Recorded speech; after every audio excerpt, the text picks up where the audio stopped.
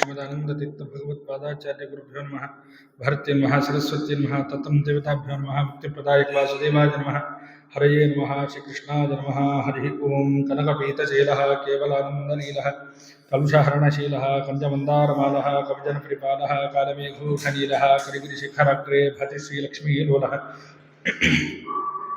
भैष्मी सत्या समायुक्तं कृष्णकल्पद्रुमं भजे श्रीरामसरधनुं च व्यासचिन्तामणिं सदा सर्वमङ्गलमाङ्गल्ये शिवे सर्वार्थसाधिके शरण्ये त्र्यम्बके देवी नारायणि नमोऽस्तुते। बुद्धिर्बलं यशोधैर्यं निर्भयत्वं अजाड्यं वाक्पटुत्वं च हनूमत्स्मरणात् भवेत्। यो विप्रलम्ब विपरीतमतिप्रभूतान् वादान् निरस्य कृतवान् भगवतत्त्ववादम् सर्वेश्वरो हरिरिति प्रतिपादयन्तमानन्दतीर्थमुनिवर्गमहं नमामि। गुरुमखिलगुणज्ञं सद्गुणैकाधिवासं शमदमपरिनिष्टं सत्वनिष्ठं वरिष्ठं सकलसुजनशिष्टं नित्यनिर्धूतकष्टं हयमुखपदनिष्ठं मां भजन्तु प्रपन्नाः। आनन्दतीर्थोपदिष्टो निधिर्नारायणाह्मयः प्रदर्शितो येन सम्यक् जयतीर्थं तमाश्रये। कंसध्वंसपदाम्भोजसंसक्तो हंसं गवः ब्रह्मण्यगुरुराजाख्यो वर्तता मम मानसे। काले फलति सुरद्रुः चिन्तामणिरपि याचने दाता वर्षति सकलमभीष्टं दर्शनमात्राक्षीपादरान्मुनिः अर्चिकल्पितकल्पोऽयं प्रत्यर्थगजकेसरि व्यासतीर्थगुरुर्भूया तस्मदिष्टार्थसिद्धये। भक्तानां मानसाम्बोजभानवे कामिधेनवे नमतां कल्पतरवे जयीन्द्रगुरवे नमः। मन्दारुकल्पतरवे वादिकैरवभानवे श्रीरामचन्द्रगुरवे नमः। कारुण्यसिन्धवे दुर्वादिध्वान्तरवये वैष्णवेन्दीवरेन्दवे श्रीराघवेन्द्रगुरवे नमोऽत्यन्तदयालवे। सर्वसर्वं सहेशानां सभासुचितवागिराट् सर्वदा सर्वदो भूयात् रघुनाथमुनीश्वरः। मन्दारुजनसन्दोह मन्दारुतरुसन्निभं वृन्दारकगुरुप्रख्यं वन्दे वादीन्द्रदेशिकं। विद्वत्पङ्कजमार्ताण्डः वादिमत्ते भगेसरी जगन्नाथगुरुर्भूया जायसे श्रेयसे मम। वादे विजयशीलाय वरदाय वरार्थिनां मदान्यजनसिंहाय वरदेन्द्राय ते नमः। धरणीमण्डले ख्यातं धैर्याय गुणबृंहितं विकृताशेषवादीभं धीरसिंहगुरुं भजे। कोलव्यासहजग्रीवपतगञ्जमथुव्रतं श्रीश्वोत्तमयोगीन्द्रं वन्देऽहं वादिराट्प्रियं वन्दे देवेन्द्रतीर्थार्यान् द्वैतसिद्धान्तकोविदान् धीकृताशेषदुर्वादान् धीरतीर्थगुरुप्रियान् अपादमौलिपर्यन्तं गुरूणामाकृतिं स्मरेत् तेन विघ्नाः प्रणश्यन्ति सिद्ध्यन्ति च मनोरथाः। नमो महद्भ्यः ಶ್ರೀಗುರುಭ್ಯೋ ನಮಃ. ಹರಿ ಓಂ. ಮೊದಲಿಗೆ ನನ್ನ ವಿದ್ಯಾಗುರುಗಳಾದ ರಾಘವೇಂದ್ರ ಮಠಾಧೀಶರಾದ ಸುಬುಧೇಂದ್ರ ತೀರ್ಥ ಶ್ರೀಪಾದಂಗಳವರ ಚರಣಗಳಲ್ಲಿ ಸಾಷ್ಟಾಂಗ ಪ್ರಣಾಮಗಳನ್ನು ಸಲ್ಲಿಸ್ತಾ, ಶಾಕಂಬರಿ ಮಠದ ಎಲ್ಲ ಪದಾಧಿಕಾರಿಗಳಿಗೂ ಕೂಡ ಈ ಒಂದು ಅವಕಾಶವನ್ನು ನೀಡಿದ್ದಕ್ಕೆ ಅಭಿನಂದನೆಗಳನ್ನು ಸಲ್ಲಿಸ್ತಾ, ನನಗೆ ಕೊಟ್ಟಂತಹ ವಿಷಯ ಭೀಮಸೇನ ಸಮೋ ನಾಸ್ತಿ. ಅದು ಯಾವುದಾದ್ರೂ ಆಗ್ಬೋದು. ಪಾಂಡಿತ್ಯೇಚ ಪಟತ್ವೇಚ ಶೂರತ್ವೇಚ ಬಲೇಪಿಚ ಭೀಮಸೇನ ಸಮೋ ನಾಸ್ತಿ ಸೇನಯೋರಭಯೋರಪಿ ಅಂತ ಶ್ಲೋಕ. ಅದು ಪಾಂಡಿತ್ಯದಲ್ಲಿ ಆಗ್ಬೋದು, ಅದು ಬಲದಲ್ಲಿ ಆಗ್ಬೋದು, ಎಲ್ಲ ವಿಷಯದಲ್ಲೂ ಆಗ್ಬೋದು. ಭೀಮಸೇನ ದೇವರಿಗೆ ಸಮನಾದವರು ಯಾರೂ ಇಲ್ಲ.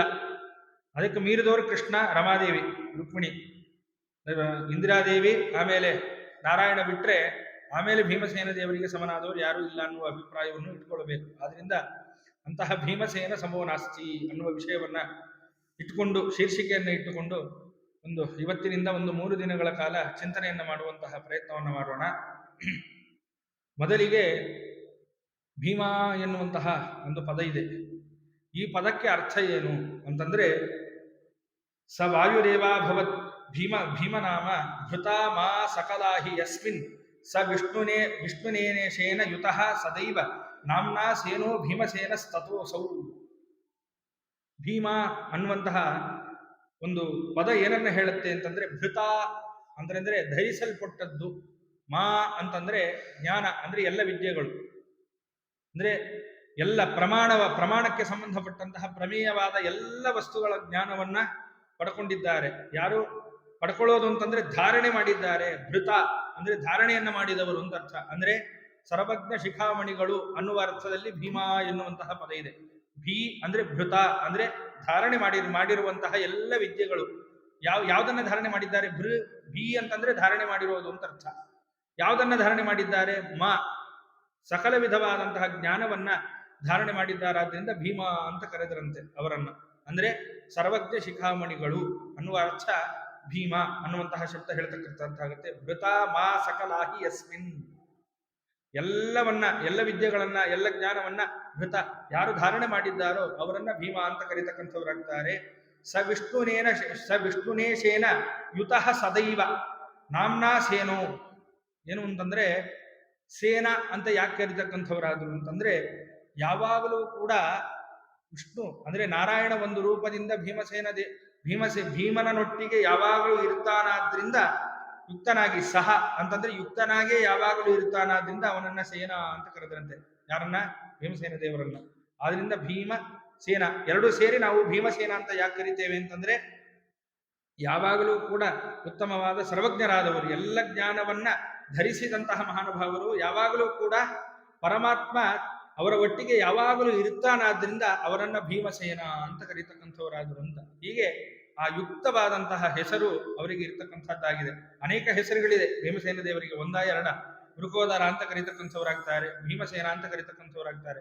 ವೃಕೋದರ ಅಂತ ಯಾಕೆ ಕರೆಯುವರು ಅಂತಂದ್ರೆ ಹೇಗೆ ಆ ನರಿ, ತೋಳ ಮುಂತಾದವುಗಳಿಗೆ ಹೊಟ್ಟೆ ಇಲ್ಲದೆ ಸಪೂರವಾದಂತಹ ಉದರ ಇರ್ತಕ್ಕಂಥದ್ದಾಗುತ್ತೋ ಹಾಗೆ ಭೀಮಸೇನ ದೇವರ ಹೊಟ್ಟೆಯ ಭಾಗ, ಸೊಂಟದ ಭಾಗ ಎಲ್ಲವೂ ಕೂಡ ಹೇಗೆ ಶರೀರ ಶಾಸ್ತ್ರದಲ್ಲಿ ಹೇಳಿದ್ದಾರೋ ಹಾಗೆ ಲಕ್ಷಣವಾಗಿ ಹೊಟ್ಟೆ ಜಾಸ್ತಿ ಇಲ್ಲದೆ ಅದ್ಭುತವಾದಂತಹ ಒಂದು ಉದರ ಭಾಗ ಇತ್ತಾದ್ರಿಂದ ವೃಕೋದರ ಅಂತ ಭೀಮಸೇನ ದೇವರನ್ನ ಕರೆದ್ರು ಅಂತ.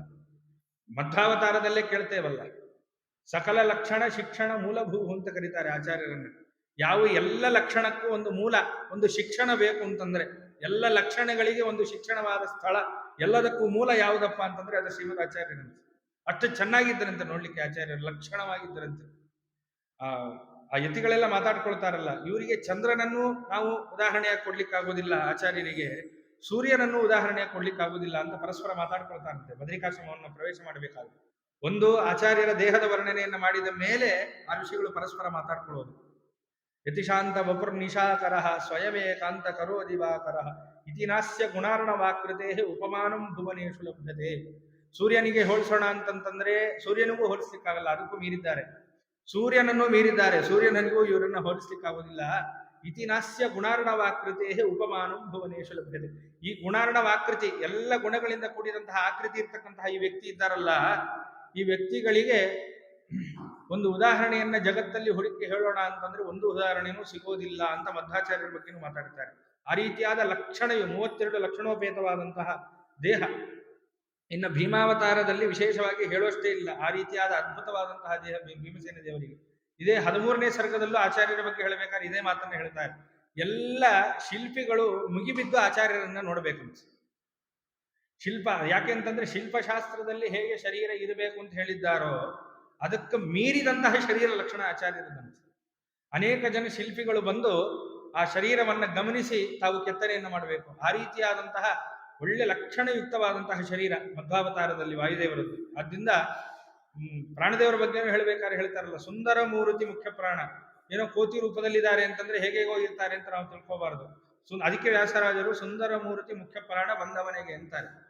ಅಂದ್ರೆ ಆ ಒಂದು ಅವಸ್ಥೆಯಲ್ಲೂ ಸುಂದರವಾಗಿ ಕಾಣ್ತಾರೆ ನಮಗೆ. ಹಾಗೆ 32 ಲಕ್ಷಣೋಪೇತರಾಗಿದ್ದಾರಲ್ಲ, ಆದ್ರಿಂದ ಆ ರೀತಿಯಾದಂತಹ ಲಕ್ಷಣಯುಕ್ತವಾದಂತಹ ದೇಹ ಆ ಭೀಮಸೇನ ದೇವರದ್ದಾಗಿತ್ತು. ಮತ್ತೆ ಹೆಸರು ಕೂಡ ಅಷ್ಟು ಅದ್ಭುತವಾಗಿ ಆ ಭೀಮಸೇನ ದೇವರದ್ದಿದೆ. ಇನ್ನ ಇವರ ಬಲದ ಬಗ್ಗೆ ಏನಪ್ಪಾ ಅಂತಂದ್ರೆ, ಚಿಕ್ಕ ವಯಸ್ಸಿನಲ್ಲೇ ಹುಟ್ಟಿದಾಗಲೇನೆ ಅವರ ಬಲ ಏನು ಅನ್ನೋದು ಗೊತ್ತಾಯ್ತು. ಯಾಕೆ ಅಂತಂದ್ರೆ ತಜ್ಜನ್ಮ ಮಾತ್ರೇಣ ಧರಾ ವಿದಾರಿತ. ಭೀಮಸೇನ ದೇವರು ಯಾವಾಗ ಅವತಾರವನ್ನ ಮಾಡಿದರೋ, ಅವತಾರವನ್ನ ಮಾಡಿದ ತಕ್ಷಣ ಆ ಭಾರವನ್ನ ತಡಿಲಾರದೆ ಭೂಮಿ ಬಿರುಕು ಬಿಡುತ್ತಂತೆ. ತಜ್ಜನ್ಮ ಮಾತ್ರೇಣ ಧರಾ ವಿದಾರಿತ. ಭಾರ ತಡೆಯಕ್ಕೆ ಆಗಲಿಲ್ಲ. ಇವತ್ತಿಗೂ ನಾವು ಗಯಾಕ್ಕೆ ಹೋದ್ರೆ ಪಾಂಡುರಾಜನಿಗೆ ಶ್ರಾದ್ದವನ್ನ ಮಾಡಿದ ಜಾಗ ಇವತ್ತಿಗೂ ಭೀಮಸೇನ ದೇವರು ಪಂಚಪಾಂಡವರು ಮಾಡಿದ ಜಾಗ ಅಂತ ತೋರಿಸ್ತಾರೆ. ಅಲ್ಲಿ ಭೀಮಸೇನ ದೇವರು ಯಾವ ಜಾಗದಲ್ಲಿ ತಾವು ಶ್ರಾದ್ದವನ್ನ ಮಾಡಿದ್ದಾರೋ ಮಂಡಿಯನ್ನ ಊರಿ ನಾವು ಇರ್ತಕ್ಕಂಥವ್ರಾಗ್ತೇವೆ.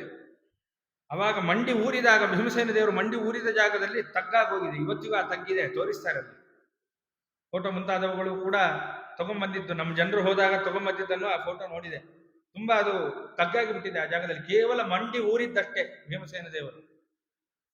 ಇದು ಇನ್ನ ಹುಟ್ಟಿ ಅವತಾರ ಮಾಡಿ ಎಷ್ಟೋ ವರ್ಷ ಆದ ಮೇಲೆ ಇದಾಗಿದ್ದು. ತಜ್ಜನ್ಮ ಮಾತ್ರೇಣ ಭೀಮಸೇನ ದೇವರು ಯಾವಾಗ ತಾವು ಅವತಾರವನ್ನ ತಾಳಿದ್ರು, ಧರ ವಿದಾರಿತ, ಧರ ಭೂಮಿ ಸೀಳ್ತಕ್ಕಂತಾಯ್ತಂತೆ ಭಾರ ತಡಿಲಿಕ್ಕಾಗದೆ. ಶಾರ್ದೂಲ ಬೀದಾಚ್ಯ ನಿಕಾರದಾದ್ಯ ಪಪಾತ ಸಂಚೂರ್ಣಿತ ಏವ ಪರ್ವತಾಸ್ಯ ಅಖಿಲೋಸೌ ಶತಶೃಂಗ ನಾಮ. ಇದು ಹುಟ್ಟಿದಾಗ ಭೂಮಿಯೇ ಬಿರುಕು ಬರ್ತಕ್ಕಂಥದ್ದಾಯ್ತು ಅಂತ ಒಂದು ದಿನ ಕುಂತಿದೇವಿ ಪರ್ವತದ ಬಳಿಯಲ್ಲಿ ಹೋಗಿ ವಿಹಾರ ಮಾಡ್ತಾ ಇದ್ರಂತೆ ಕೈಕೂಸಿನ ಭೀಮಸೇನ ದೇವರು. ಕೈಕೂಸಾಗಿದ್ದಾಗ ಭೀಮಸೇನ ದೇವರನ್ನು ಹಿಡ್ಕೊಂಡು ವಿಹಾರವನ್ನ ಮಾಡುವ ಕಾಲದಲ್ಲಿ ಆ ಒಂದು ಸಿಂಹದ ಗರ್ಜನೆಯನ್ನ ಕೇಳಿದಂತಹ ಕುಂತಿದೇವಿಗೆ ಸ್ವಲ್ಪ ಭಯವಾಗ್ತದೆ. ಆಮೇಲೆ ಪಾಂಡುರಾಜ ಅದನ್ನ ನಿರ್ನಾಮ ಮಾಡ್ತಾನೆ, ಅದೆಲ್ಲ ಸರಿ, ಮುಂದಿನ ಕಥೆ ಇರಲಿ. ಆ ಸಿಂಹ ಹುಲಿಗಳ ಗರ್ಜನೆಯನ್ನ ಕೇಳಿದ ತಕ್ಷಣ ಕುಂತಿದೇವಿಗೆ ಭಯವಾಗಿ ಕೈಯಲ್ಲಿದ್ದ ಮಗು ಜಾರಿ ಬಿಡ್ತಾರೆ. ಭೀಮಸೇನ ದೇವರು ಕೈಯಲ್ಲಿದ್ದಾರೆ, ಮಗುವಾಗಿ ಜಾರಿ ಬಿಡ್ತಾರೆ, ಒಂದು ಪರ್ವತದ ಮೇಲೆ ಹೋಗಿ ಬೀಳ್ತಾರಂತೆ. ಬಿದ್ರೆ ಪಪಾತ ಸಂಚೂರ್ಣಿತ ಏವ, ಏನು ಬಿದ್ದ ತಕ್ಷಣ ಒಳ್ಳೆ ಚೂರ್ಣವಾಗೋಯ್ತಂತೆ. ಯಾವುದು? ಆ ಪರ್ವತ. ಆ ಪರ್ವತವನ್ನು ಇವತ್ತಿಗೂ ಏನಂತ ಕರೀತಾರೆ? ಪರ್ವತ ಸ್ಥೇನಾಖಿಲೋಸೌ ಶತಶೃಂಗ ನಾಮ. ಯಾವ ಪರ್ವತದ ಮೇಲೆ ಬಿದ್ದಿದ್ರು ಅದು ಚೂರ್ಣವಾಯ್ತಲ್ಲ, ಒಂದು 100 ಹೋಳ ಆಯ್ತಂತೆ ಪರ್ವತ. ಅದಕ್ಕೆ ಶತಶೃಂಗ ಪರ್ವತ. ಶೃಂಗ ಅಂದ್ರೆ ಶಿಖರಗಳು. ಒಂದು ಹೀಗಿದ್ದ ಪರ್ವತ ಹೀಗೆ ಬಿದ್ದರೆ ಹೀಗೆ ಬಿರುಕಾಗಿ ಅದು ಒಡಿತಕ್ಕಂಥದ್ದಾಗುತ್ತೆ. ಒಡೆದ್ರೆ ಒಂದು 100 ಶೃಂಗ ಇರುವಂತೆ ಅದು ಒಡಿತಂತೆ. ಅಂದ್ರೆ ಅಷ್ಟು ಅದು ಸಂಚೂರ್ಣಿತ, ಅಂದ್ರೆ ಅಷ್ಟು ಪುಡಿ ಪುಡಿಯಾಗಿ ಒಂದು 100 ಶೃಂಗ ಅದಕ್ಕೆ ಇದೆಯೇನೋ ಎಂಬಂತೆ ಶತಶೃಂಗ ಪರ್ವತ ಶತಶೃಂಗ ಪರ್ವತ ಅಂತ ಎಲ್ಲರೂ ಕೂಡ ಅವರು ಕರೀಲಿಕ್ಕೆ ಆರಂಭ ಮಾಡಿದರು ಅಂತ. ಹಾಗೆ ಜನ್ಮ ಅವತಾರದಿಂದಲೇ ಬಲವನ್ನ ತೋರಿಸಿದಂತಹ ಮಹಾನುಭಾವರು ಹುಟ್ಟಿದ ಮೇಲೂ ಕೂಸಾಗಿ ಇದ್ದಾಗೇನೆ ಅವರು ಬಿದ್ದ ಜಾಗದಲ್ಲಿ ಶತಶೃಂಗ ಪರ್ವತ ಅಂತ ಒಂದು ಪರ್ವತವೇ ಅದು ನಿರ್ಮಾಣ ಆಗ್ತಕ್ಕಂಥದ್ದಾಯ್ತು. ಆ ರೀತಿಯಾದಂತಹ ಬಲಿಷ್ಠರು. ಆಗ ಪಾಂಡುರಾಜ ಇದ್ದಾಗಲೇನೆ ಏನು ತಾನು ತಪಸ್ಸನ್ನು ಆಚರಣೆ ಮಾಡ್ತಾ ಇದ್ನಲ್ಲ, ಅಲ್ಲಿ ಯಾರು ಒಟ್ಟಿಗೆ ಭೀಮಸೇನ ದೇವರ ಆಟ ಆಡಬೇಕು, ಇನ್ನೂ ಹಸ್ತಿನಾವತಿಗೆ ಬಂದಿಲ್ಲ. ಪಾಂಡುರಾಜ ತಾನು ಹೊರಟಿದ್ದಾನೆ, ಎಲ್ಲ ಶಾಪ ಎಲ್ಲವೂ ಆಗಿದೆ. ಆದ ಮೇಲೆ ತಾನು ಪಾಂಡುರಾಜ ತಪಸ್ಸಿಗೆ, ಇವತ್ತಿಗೂ ಪಾಂಡುರಾಜ ತಪಸ್ಸು ಮಾಡಿದ ಜಾಗ ನಾವು ಇವತ್ತಿಗೂ ಬದರಿಗೆ ಹೋಗ್ಬೇಕಾದ್ರೆ ನಮಗೆ ಸಿಗ್ತಕ್ಕಂಥದ್ದಾಗುತ್ತೆ. ಆ ಪಾಂಡುರಾಜ ತಪಸ್ಸು ಮಾಡಿದ ಜಾಗವನ್ನು ಇವತ್ತಿಗೂ ಕೂಡ ಪಾಂಡುರಾಜನ ಹೆಸರಲ್ಲೇ ಆ ಜಾಗದ ಹೆಸರಿದೆ. ಅದು ಬಾಯಿಗೆ ಬರ್ತಾ ಇದೆ, ಪೂರ್ಣ ನನಗೆ ಹೇಳಲಿಕ್ಕೆ ಗೊತ್ತಾಗ್ತಾ ಇಲ್ಲ. ಪಾಂಡು ಅಂತಾನೆ ಶುರುವಾಗುತ್ತದು ಜಾಗ, ಬದರಿಗೆ ಹೋಗುವ ದಾರಿಯಲ್ಲಿ ಬರುವಂಥದ್ದು. ಅಲ್ಲಿ ಪಾಂಡುರಾಜ ತಾನು ತಪಸ್ಸನ್ನ ಆಚರಣೆ ಮಾಡ್ತಾನೆ. ಆಚರಣೆ ಮಾಡಬೇಕಾದ್ರೆ ಭೀಮಸೇನ ದೇವರು ಯಾರೊಟ್ಟಿಗೆ ಆಟ ಆಡ್ತಾ ಇದ್ರು ಅಂದ್ರೆ ಕ್ರೂರ ಮೃಗಗಳೊಟ್ಟಿಗೆ ಆಟ ಆಡ್ತಿದ್ರಂತೆ. ಹುಲಿ, ಸಿಂಹ ಮುಂತಾದವುಗಳ ಕ್ರೂರ ಮೃಗಗಳೊಟ್ಟಿಗೆ ಆಟ ಆಡಬೇಕು ಅಂತ.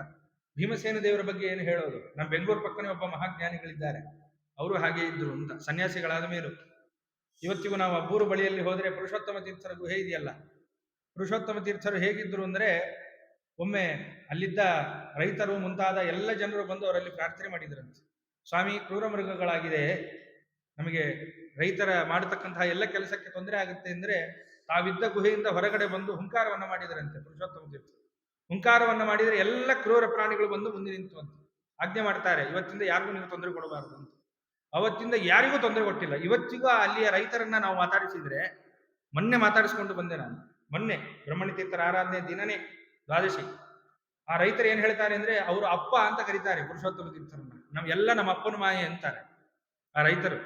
ಯಾಕೆ ಅಂದ್ರೆ ಆ ಪುರುಷೋತ್ತಮ ತೀರ್ಥರ ಅನುಗ್ರಹ ಇವತ್ತಿಗೂ ಕೂಡ ಯಾವ ಪ್ರಾಣಿಯ ಕಾಟ ಇಲ್ಲ. ಅಂದ್ರೆ ಕ್ರೂರ ಪ್ರಾಣಿಗಳನ್ನ ಪುರುಷೋತ್ತಮ ತೀರ್ಥರೇ ನಿಯಂತ್ರಣ ಮಾಡ್ತಿದ್ರು ಅನ್ನಬೇಕಾದ್ರೆ ಎಲ್ಲದಕ್ಕೂ ಮೀರಿದ ಅಪ್ಪ ನಮ್ಮ ಭೀಮಸೇನ ದೇವರು. ಆದ್ರಿಂದ ಇವರು ನಿಯಂತ್ರಣ ಮಾಡಿ ಅದರೊಟ್ಟಿಗೆ ಆಟ ಆಡ್ತಿದ್ರು ಅನ್ನೋದು ನಾವೇನು ಹೇಳಬೇಕು. ಅದರಿಂದ ಎಲ್ಲ ಕ್ರೂರ ಪ್ರಾಣಿಗಳೊಟ್ಟಿಗೆ ಆಟಗಳನ್ನ ಆಡ್ತಾ ಆ ಜಾಗದಲ್ಲಿ ಬೆಳೀತಾ ಇದ್ರು ಭೀಮಸೇನ ದೇವರು ಅಂತ. ಹಾಗೆ ಬಾಲ್ಯದಲ್ಲಿಯೇನೆ, ಹುಟ್ಟಿದಾಗಲೇ, ಕೈ ಕೂಸಿದ್ದಾಗಲೇ, ಬಾಲ್ಯದಲ್ಲಿಯೇನೆ ಈ ರೀತಿಯಾದಂತಹ ಬಲ ಭೀಮಸೇನ ದೇವರಿಗೆ ಇರ್ತಿತ್ತು ಅಂತ ನಮಗೆ ವರ್ಣನೆ ಮಾಡಿ ಕೊಡ್ತಾರೆ. ಮುಂದೆ ಭೀಮಸೇನ ದೇವರ ಧರ್ಮ ಪ್ರಜ್ಞೆ ಹೇಗಿತ್ತು ಅಂತ. ಯಾಕೆಂದ್ರೆ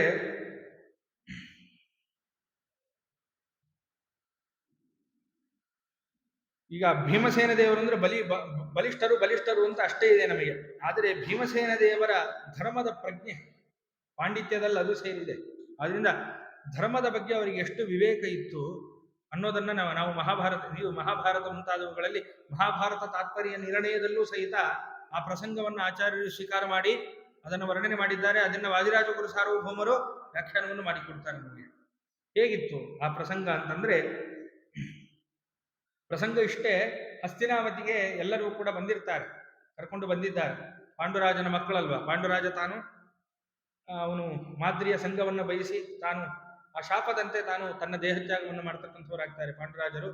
ಮಾದ್ರಿಯು ಕೂಡ ಎಲ್ಲರ ಆಜ್ಞೆಯಂತೆ ಗಂಡನ ಒಟ್ಟಿಗೆ ತಾನು ಕೂಡ ಹೋಗ್ತಕ್ಕಂಥವಳಾಗ್ತಾಳೆ. ತನ್ನ ಮಕ್ಕಳನ್ನ ನಕುಲ ಸಹದೇವ ಮುಂತಾದವರನ್ನೆಲ್ಲರನ್ನೂ ಕುಂತಿಗೆ ಒಪ್ಪಿಸಿ ಹೋಗ್ತಕ್ಕಂಥವರಾಗ್ತಾರೆ. ನಂತರದಲ್ಲಿ ಋಷಿಮುನಿಗಳೆಲ್ಲರೂ ಕೂಡ ಅವರನ್ನ ಕರ್ಕೊಂಡು ಬಂದು ಹಸ್ತಿನಾವತಿಗೆ ಒಪ್ಪಿಸ್ತಾರೆ. ಯಾಕಂದ್ರೆ ಇವೆಲ್ಲ ನಡೆದದ್ದು ತಪಸ್ಸಿಗೋಸ್ಕರ ಹೋದ ಕಾಲದಲ್ಲಿ ಇವೆಲ್ಲವೂ ನಡೆದದ್ದು. ಆದ್ರಿಂದ ಅಲ್ಲಿದ್ದ ಋಷಿಮುನಿಗಳೆಲ್ಲರೂ ಕೂಡ ಕುಂತಿ ಆ 5 ಜನರನ್ನ ಎಲ್ಲರನ್ನು ತಂದು ಹಸ್ತಿನಾವತಿಗೆ ಒಪ್ಪಿಸ್ತಕ್ಕಂಥವರಾಗ್ತಾರೆ. ಇದೆಲ್ಲವೂ ಕೂಡ ನಡೆದಿದೆ. ಇದೆಲ್ಲ ಆದಮೇಲೆ ಸ್ವಲ್ಪ ಬಾಲ್ಯಾವಸ್ಥೆಯಲ್ಲೂ ಬಲಗಳು ಹೇಗಿದ್ದು ಅನ್ನೋದನ್ನು ನಾವು ಚಿಂತನೆ ಮಾಡೋಣ. ಭೀಮಸೇನ ದೇವರ ಬಲ ಹೇಗಿತ್ತು ಬಾಲ್ಯದಲ್ಲೂ ಅನ್ನೋದನ್ನು ಚಿಂತನೆ ಮಾಡೋಣ. ಅದಾದ ಮೇಲೆ ಸ್ವಲ್ಪ ದಿನ ಆದ ಮೇಲೆ ಈ ವಾರಣಾವತಕ್ಕೆ ಕಳಿಸಬೇಕು ಅಂತ ತೀರ್ಮಾನ ಮಾಡ್ತಾನೆ. ಯಾರು? ಧೃತರಾಷ್ಟ್ರ. ಮಗನ ಮಾತು ಕೇಳಿ. ಯಾಕೆಂತಂದ್ರೆ ಅವ್ರು ಇಲ್ಲಿದ್ರು ಅಂತಂದ್ರೆ ನಮಗೆ ರಾಜ್ಯ ಸಿಗಲ್ಲ. ಅವರನ್ನ ತೀರ್ಥಯಾತ್ರೆ, ಕಾಶಿ ಮುಂತಾದ ಕ್ಷೇತ್ರಗಳಿಗೆ ತೀರ್ಥಯಾತ್ರೆ ದೇವರು ಅಂದ್ರೆ ನಂಬಿಡ್ತಾರೆ ಪಾಂಡವರು. ಅಲ್ಲಿ ಕಳಿಸಿಬಿಟ್ಟು ಅವ್ರನ್ನೇನು ಮಾಡಿಸ್ಬಿಡೋಣ ಅನ್ನುವಂತಹ ಕುತಂತ್ರವಾದಂತಹ ಬುದ್ಧಿ ದುರ್ಯೋಧನನದ್ದು. ದುರ್ಯೋಧನನ ಮಾತಿನಂತೆ ಧೃತರಾಷ್ಟ್ರನ ತಲೆ ಅಲ್ಲಾಡಿಸಿದ. ಯಾಕೆ? ಮಗನ ಮೋಹ ಇರಬೇಕು. ದಾಸರು ಹೇಳ್ತಾರಲ್ಲ, ಎಂಥ ಮಗ ಇದ್ರೆ ನಾವು ಅವನನ್ನು ನಂಬಬೇಕು, ಇಲ್ಲದ್ರೆ ಬಿಡಬೇಕು ಅಂತ. ಮಕ್ಕಳು ಮತಿವಂತರಾದರೆ ಮನೆಯಲ್ಲಿ ಅಕ್ಕರೆಯಿಂದಲೇ ಇರಬೇಕಂತೆ. ಅಂದ್ರೆ ಒಳ್ಳೆ ಬುದ್ಧಿವಂತನಾಗಿದ್ದ ಮಗ ಅಂತಂದ್ರೆ ಪ್ರೀತಿ ಮಾಡು, ಎಲ್ಲ ರೀತಿಯಿಂದಲೂ ಚೆನ್ನಾಗಿರು. ಚಿಕ್ಕತನದಿ ಬುದ್ಧಿ ಬೇರುಂಡನಾದರೆ, ಬುದ್ಧಿಯೇ ಗೋವಿಂದ ಆಯಿತು, ಬೇರು ಸಮೇತ ಬುದ್ಧಿ ಕಿತ್ತೋಯ್ತು ಅಂತ ಆದ್ರೆ ಹರಿದಾಸರು ಹೇಗಿರಬೇಕು ಅಂದ್ರೆ ಗಕ್ಕನೆ ಅಲ್ಲಿಂದ ಹೊರಗಾಗಬೇಕು. ತತ್ ಕ್ಷಣದಲ್ಲಿ ಅಲ್ಲಿಂದ ಹೊರಗೆ ಬರಬೇಕಂತೆ ಹರಿದಾಸರೆಲ್ಲರೂ ಕೂಡ. ಇರಬೇಕು ಇಲ್ಲದಿರಬೇಕು ಅಂತ, ಹಾಗಿರಬೇಕು ಅಂತ. ಅದಕ್ಕೆ ಧೃತರಾಷ್ಟ್ರರನ್ನ ಉದಾಹರಣೆ ಕೊಟ್ಟದ್ದು. ಅವರು ಹಾಗಿದ್ರು ಅಂತ ನಾವು ಅವರನ್ನ ದೂಷಿಸ್ಲಿಕ್ಕಲ್ಲ, ನಮ್ಮ ಪಾಠಕ್ಕೆ. ಯಾಕೆಂದ್ರೆ ಪರಮಾತ್ಮನ ವಿಶ್ವರೂಪ ದರ್ಶನವನ್ನು ಮಾಡಿದಂತಹ ಮಹಾನುಭಾವರು ಧೃತರಾಷ್ಟ್ರರು. ಏನ್ ನಮಗಾಗಿದೆಯಾ ವಿಶ್ವರೂಪ ದರ್ಶನ? ಖಂಡಿತ ಇಲ್ಲ. ಆ ದಿವ್ಯ ಚಕ್ಷುಸ್ಸನ್ನ ಪರಮಾತ್ಮ ಕೊಟ್ಟು ತನ್ನ ವಿಶ್ವರೂಪ ದರ್ಶನವನ್ನು ಮಾಡಿಸಿದಾಗ ಧೃತರಾಷ್ಟ್ರ ಮಹಾರಾಜರು ಬೇಡ್ಕೊಳ್ತಾರಲ್ಲ, ಸ್ವಾಮಿ ಈ ಕಣ್ಣು ಮತ್ತೆ ನಂಗೆ ತೆಗೆದು ಬಿಡು, ನಿನ್ನನ್ನು ಬಿಟ್ಟರೆ ಮತ್ತೆ ಇನ್ಯಾರನ್ನ ನೋಡುವ ಆಸೆ ಇಲ್ಲ, ಈ ಕಣ್ಣು ತೆಗಿ ಅಂತ ಪ್ರಾರ್ಥನೆ ಮಾಡಿದಂತಹ ಮಹಾನುಭಾವರು. ನಾವು ಏನಕ್ಕೆ ಅವರನ್ನು ಇಟ್ಕೋಬೇಕು ಅಂತಂದ್ರೆ ನಾವು ಹಾಗೆ ಇರಬಾರದನ್ನ ಕೆಟ್ಕೋಬೇಕಷ್ಟೇ. ಅದರಿಂದ ಪುತ್ರಮೋಹ ಬೇರೆ. ಪುತ್ರಮೋಹವು ಧೃತರಾಷ್ಟ್ರನಲ್ಲಿ ಸೇರಿಬಿಟ್ಟಿದೆ. ಅಂತಹ ಪುತ್ರಮೋಹದಿಂದ ಮಗ ಏನ್ ಹೇಳಿದ್ರು ತಲೆ ಅಲ್ಲಾಡಿಸ್ಬೇಕು. ಈಗ ಇರ್ತಾರಲ್ಲ ಎಷ್ಟೋ ಜನ, ಮಗ ಏನ್ ತಪ್ಪು ಮಾಡಿದ್ರು ಕೂಡ ಎಲ್ಲವನ್ನೂ ಕೂಡ ಪ್ರಶಂಸೆ ಮಾಡುವರೆ. ಕಥೆಯೇ ಇದೆಯಲ್ಲ, ನಮ್ಮ ಸ್ಕೂಲು ಮುಂತಾದವುಗಳಲ್ಲಿ ನಾವು ಚಿಕ್ಕವರಿದ್ದಾಗ ನೀತಿ ಕಥೆಯನ್ನೇ ಹೇಳ್ತಕ್ಕಂಥವ್ರು ಆಗ್ತಾರಲ್ಲ. ಮಗ ಕದ್ದು ಬಂದರೆ ಹೊಡೆಯೋದು ಬಿಟ್ಟು ತಾಯಿ ಪ್ರಶಂಸೆ ಮಾಡಿದ್ದಕ್ಕೆ ದೊಡ್ಡ ಕಳ್ಳನಾದ. ತಾನು ಆಮೇಲೆ ಜೈಲಿಗೆ ಹೋದ ಮೇಲೆ ನಿಂಗೆ ಏನ್ ಕೊನೆ ಆಸೆ ಇದೆ ಅಂದ್ರೆ ನಮ್ಮಮ್ಮನ್ನ ಭೇಟಿ ಮಾಡಬೇಕು ಅಂತ ಹೇಳಿ ಕಿವಿ ಕತ್ತಿಸಿದ ಅಂತ ನಾವು ಕೇಳಿದ್ವಿ. ಕಥೆಯನ್ನೆಲ್ಲ ಕೇಳ್ತೇವೆ. ಬಾಲ್ಯಾವಸ್ಥೆಯಲ್ಲಿದ್ದಾಗಲೇ ಸ್ಕೂಲು ಮುಂತಾದವುಗಳಲ್ಲಿ ಇದ್ದು ಈ ಕಥೆಗಳು. ಇವಾಗ ಇದೆಯೋ ಇಲ್ಲೋ ಗೊತ್ತಿಲ್ಲ. ಅಂದ್ರೆ ಆ ಮೋಹ ಹೀಗೆ ಮಾಡುತ್ತೆ ಅಂತ. ಆ ಮೋಹ ಧೃತರಾಷ್ಟ್ರನಿಗಿತ್ತು. ದುರ್ಯೋಧನ ತಲೆ ತುಂಬಿಸಿದ. ದೊಡ್ಡಪ್ಪನ ಆಜ್ಞೆ. ಅದರಿಂದ ಧರ್ಮರಾಜ ಸಾಕ್ಷಾತ್ ಧರ್ಮಮೂರ್ತಿ. ಹೇಳೋಷ್ಟೇ ಇಲ್ಲ, ದೊಡ್ಡಪ್ಪ ಏನ್ ಹೇಳಿದ್ರೆ ಅದನ್ನ ಹಾಗೆಯೇ ಮಾಡತಕ್ಕಂತಹ ಬುದ್ಧಿ. ಅದರಿಂದ ಆ ಸ್ಥಿತಿಯಲ್ಲಿದ್ದಾರೆ. ಆ ಸ್ಥಿತಿಯಲ್ಲಿ ಭೀಮಸೇನ ದೇವರು ಧರ್ಮ ಪ್ರಜ್ಞೆಯನ್ನು ಹೇಳ್ತಕ್ಕಂಥವರಾಗ್ತಾರೆ. ಏನು? ಭೀಮಸ್ಸದಾಹ ಭವಿತಾತ್ರ ಹಿ ಭೈಕ್ಷಚಾರ ಇತ್ಯೇವ ಸಮ್ಯಗನುವಿದ್ಯ ನಿಜಂ ನ ಕರ್ಮ ತ್ಯಾಜ್ಯಂ ತಿಥಿ ಪ್ರತಿ ಜಗಾದ ನಿಜಾಗ್ರಜಾಯ ಯಾಮೋ ವಯಂ ನಹಿ ಗೃಹ ಸಹಿನ ಸ್ವಧರ್ಮ. ಭೀಮಸೇನ ದೇವರು ಹೇಳಿದಂತಹ ಮಾತು ಏನು ಅಂತಂದ್ರೆ, ಹೊರಲಿಕ್ಕೆ ಸಿದ್ಧ ಆಗ್ತಾನೆ. ಧರ್ಮರಾಜರು ಹೊರಲಿಕ್ಕೆ ಸಿದ್ಧ ಆಗ್ತಾರೆ. ದೊಡ್ಡಪ್ಪ ಆಜ್ಞೆ ಮಾಡಿದ್ದಾರೆ. ದೊಡ್ಡಪ್ಪ ಪ್ರೀತಿಯಿಂದ ಬೇರೆ ಕ್ಷೇತ್ರಗಳಿಗೆ ನಮ್ಮನ್ನ ಕಳಿಸ್ತಾ ಇದ್ದಾರೆ, ತೀರ್ಥಯಾತ್ರೆಯನ್ನು ಮಾಡ್ಕೊಂಡು ಬಾ ಅಂತ. ಇಲ್ಲಿ ಸಂತೋಷ ಯಾರಿಗೆ? ಧರ್ಮರಾಜರಿಗೆ. ಅಲ್ಲಿ ಭೀಮಸೇನ ದೇವರು ಹೇಳ್ತಾರೆ, ಅಣ್ಣ ದಯವಿಟ್ಟು ಬೇಡ ಅಂತ. ಯಾಕೆ ಅಂತಂದ್ರೆ ನಾವಲ್ಲಿಗೆ ಹೋದ್ವಿ ಅಂತ ಆದ್ರೆ ಮುಂದೆ ನಾವು ಭಿಕ್ಷೆ ಬೇಡ್ಕೊಂಡು ಇರ್ಬೇಕಾಗುತ್ತೆ. ಆದ್ರಿಂದ ಹೋಗೋದು ಬೇಡ. ಭೀಮಸೇನ ದೇವರು ಹೇಳೋದು ಅಂದ್ರೆ ಮುಂದಾಲೋಚನೆ ಹೇಗಿತ್ತು ಭೀಮಸೇನ ದೇವರಿಗೆ, ಆ ಸ್ಥಿತಿ ಬಂತು. ಅಲ್ಲಿ ಹೋದ್ರು, ಅರಿಗಿನ ಮನೆ ಮುಂದೆಲ್ಲ ಆಯ್ತಲ್ಲ ಕಥೆಗಳು. ಹಿಡಂಬಾಸುರ, ಆಮೇಲೆ ಭಿಕ್ಷಾಟನೆ ಮಾಡಿ ಜೀವನವನ್ನು ಮಾಡಿ ಮತ್ತೆ ವಿದುರನನ್ನು ಕಳಿಸಿ, ಆಮೇಲೆ ಬನ್ರಪ್ಪ ಅಂತ ಹೇಳಿ, ಆಮೇಲೆ ಇಂದ್ರಪ್ರಸ್ಥ ಮುಂತಾದ ಎಲ್ಲವನ್ನ ಕೊಟ್ಟು, ಆಮೇಲೆ ತಾನೇ ಯುವರಾಜ್ಯಾಭಿಷೇಕವನ್ನು ಮಾಡಿ ಸ್ವಲ್ಪ ಭೂಭಾಗವನ್ನು ಕೊಟ್ಟೆಲ್ಲ ಆಮೇಲೆ ಮುಂದೆ ಆಕರಣ. ಅದಕ್ಕಿಂತ ಮುಂಚೆನೆ ಭೀಮಸೇನ ದೇವರು ಇವತ್ತು ಮಾತಾಡ್ತಾ ಇದ್ದಾರೆ, ಹೋಗೋದು ಬೇಡ ಅಣ್ಣ ಅಂತ ಹೇಳಿದ್ರಂತೆ ಭೀಮಸೇನ ದೇವರು ಧರ್ಮರಾಜರಿಗೆ. ಯಾಕೆ ಅಂತಂದ್ರೆ ನಾವು ಹೋದ್ವಿ ಅಂತ ಆದ್ರೆ ನಾವೇನು ಮಾಡಬೇಕಾಗತ್ತೆ? ಭೈಕ್ಷಚಾರ, ನಾವು ಭಿಕ್ಷಾಟನೆಯನ್ನ ಮಾಡಿಕೊಂಡು ಬದುಕಬೇಕಾಗತ್ತೆ. ಆದ್ರಿಂದ ನಾವು ಹೋಗೋದು ಬೇಡ. ಆದ್ರಿಂದ ನಾವು ಈ ಊರನ್ನ ಬಿಟ್ಟು ಬೇರೆ ಕಡೆಗೆ ಹೋಗೋದೇ ಬೇಡ ಅಂತ ತಾನು ಭೀಮಸೇನ ದೇವರು ಅಣ್ಣನಾದ ಧರ್ಮರಾಜರಿಗೆ ಹೇಳ್ತಕ್ಕಂಥವ್ರಾಗ್ತಾರೆ. ಸರಿ, ಬೇರೆ ಕಡೆ ಹೋದ್ರೆ ಏನೀಗ? ನಮ್ಮೂರು ಬಿಟ್ಟು ನಾವು ಬೇರೆ ಕಡೆ ಹೋಗ್ತೀವಪ್ಪ, ಏನಿವಾಗ ತಪ್ಪೇನು? ತಿಳಿದವ್ರಿಗೆ ನಮ್ಗೆ ಹಂಗೆ ಅನ್ಸುತ್ತೆ. ಭೀಮಸೇನ ದೇವರು ಹೇಳ್ತಾರೆ, ನೋಡಪ್ಪ ಅಣ್ಣ, ಬೇರೆ ಕಡೆಗೆ ನಾವು ಹೋಗಬಾರದು. ಯಾಕೆ ಅಂತಂದ್ರೆ ಅದು ನಮಗೆ ಸ್ವಧರ್ಮವಲ್ಲ. ಅದಕ್ಕೆ ನೋಡ್ರಿ, ಹಿಂದಿನವರು ಊರು ಬಿಟ್ಟು ಬರ್ತಾ ಇರ್ಲಿಲ್ಲ. ಏನೇ ತೀರ್ಥಯಾತ್ರೆಗೆ ಬಂದ್ರು ನಮ್ಮೂರು ಅಂತ ಅಲ್ಲೇ ಇರೋರು, ಯಾವುದಕ್ಕೂ ತಮ್ಮ ಊರನ್ನ ಬಿಟ್ಟು ಬರ್ತಾ ಇರಲಿಲ್ಲ. ಇಲ್ಲಿ ಭೀಮಸೇನ ದೇವರು ಹೇಳ್ತಾರೆ, ಅದು ನಮಗೆ ಸ್ವಧರ್ಮ. ಊರನ್ನ ಎಂದೂ ಕೂಡ ಪೂರ್ಣ ಬಿಟ್ಟು ಹೋಗ್ತಕ್ಕಂಥವ್ರು ಆಗಬಾರದು. ತೀರ್ಥಯಾತ್ರೆಗೆ ಹೋಗಿ, ಆದ್ರೆ ಊರು ಬಿಡುವ ಸ್ಥಿತಿ ಅಂತ ಬರುತ್ತೆ ನೋಡ್ರಿ, ಇಲ್ಲ ಅದೇ ಸ್ಥಿತಿ ತಾನೇ. ಉಪಾಯ ಏನು ಅನ್ನೋದು ಭೀಮಸೇನ ದೇವ್ರಿಗೆ ಗೊತ್ತಿಲ್ವಾ? ದುರ್ಯೋಧನದ್ದು ಇಲ್ಲಿಂದ ಹೋಗಿ ಕಳಿಸಿ ಗೋವಿಂದ ಅನ್ಸ್ಬೇಕು ಅಂತ ಅವ್ರ ಉಪಾಯ. ಅದರಿಂದ ಊರು ಬಿಡಿಸಿದ ಅಂತಂದ್ರೆ ಇನ್ನ ಇವ್ರ ಕಥೆ ಮುಗಿಸ್ಬೇಕು ಅಂತಿದ್ದಾನ ಅವನು, ಅಂದ್ರೆ ಪೂರ್ಣ ಊರು ಬಿಟ್ಟಂಗೆ ತಾನೆ. ಅದರಿಂದ ಭೀಮಸೇನ ದೇವರು ಹೇಳ್ತಾ ಇದ್ದಾರೆ, ಇದು ಸ್ವಧರ್ಮ ಅಲ್ಲ ಅಣ್ಣ. ಊರನ್ನ ಎಂದೂ ಕೂಡ ನಾವು ಬಿಡ್ತಕ್ಕಂಥವ್ರು ಆಗಬಾರದು. ಇದು ಧರ್ಮ ಪ್ರಜ್ಞೆ. ಅದೇ ಎಷ್ಟು ಚೆನ್ನಾಗಿ ವರ್ಣನೆಯನ್ನು ಮಾಡ್ತಾರೆ ನೋಡಿ. ಮುಂದೆ ಇದೇ ಭೀಮಸೇನ ದೇವರು ಏನು ಮಾಡ್ತಾರೆ ಅಂದ್ರೆ, ರಾಜ್ಯಭಾರವನ್ನು ಮಾಡಬೇಕಾದ್ರೆ ಪ್ರತಿಯೊಂದು ಊರಿನಲ್ಲೂ 6 ಜನ ವಿದ್ವಾಂಸರನ್ನು ಇಡ್ತಾರೆ. ಅವರಿಗೆ ನೀವು ಇದೇ ಊರಲ್ಲಿ ಇರಬೇಕು ಅಂತ, ಎಂದೂ ಊರು ಬಿಡಬೇಡಿ. ಹಳಬರು ಊರು ಬಿಟ್ರು ಅಂತಂದ್ರೆ ಊರು ಹಾಳಾಗುವುದು. ಯಾಕೆಂದ್ರೆ ಹಳಬರಿದ್ರೇನೆ ಆ ಊರಿಗೆ ಚಂದ. ಹಳಬರಿದ್ರೆ ಸ್ವಲ್ಪ ಧರ್ಮ ಕಾರ್ಯಗಳನ್ನು ಹೇಳ್ತಾರೆ, ನೀತಿಗಳನ್ನು ಉಪದೇಶ ಮಾಡ್ತಾರೆ, ಊರು ಚೆನ್ನಾಗಿರ್ತದೆ. ಹಳಬರೆಲ್ಲ ಹೋಗ್ಬಿಟ್ರು, ಏನು ಬೋಧನೆ ಮಾಡಿದ್ರೆ ಹಳಬರು ಊರು ಬಿಟ್ಟು ಹೊಟ್ಟೋದ್ರೆ ಆ ಊರು ಹಾಳಾಗುವುದು. ಅದರಿಂದ ಯಾವ ಕಾರಣಕ್ಕೂ ಊರನ್ನ ಬಿಡ್ಕೊಡುದು ಇದು ಸ್ವಧರ್ಮ ಅಲ್ಲ ಅಣ್ಣ. ಅದರಿಂದ ನಾವು ಅಲ್ಲಿ ಹೋದ್ರೆ ಭಿಕ್ಷಾಟನೆ ಮಾಡಬೇಕಾಗತ್ತೆ, ಊರನ್ನ ಬಿಡೋದು ಬೇಡ ಅಂತ ಹೇಳಿ ಭೀಮಸೇನ ದೇವರು ಪರಿಪರಿಯಿಂದ ಹೇಳ್ತಾರೆ. ಯಾರಿಗೆ? ಅಣ್ಣನಿಗೆ. ಹೀಗೆ ಹೇಳಿದರೂ ಕೂಡ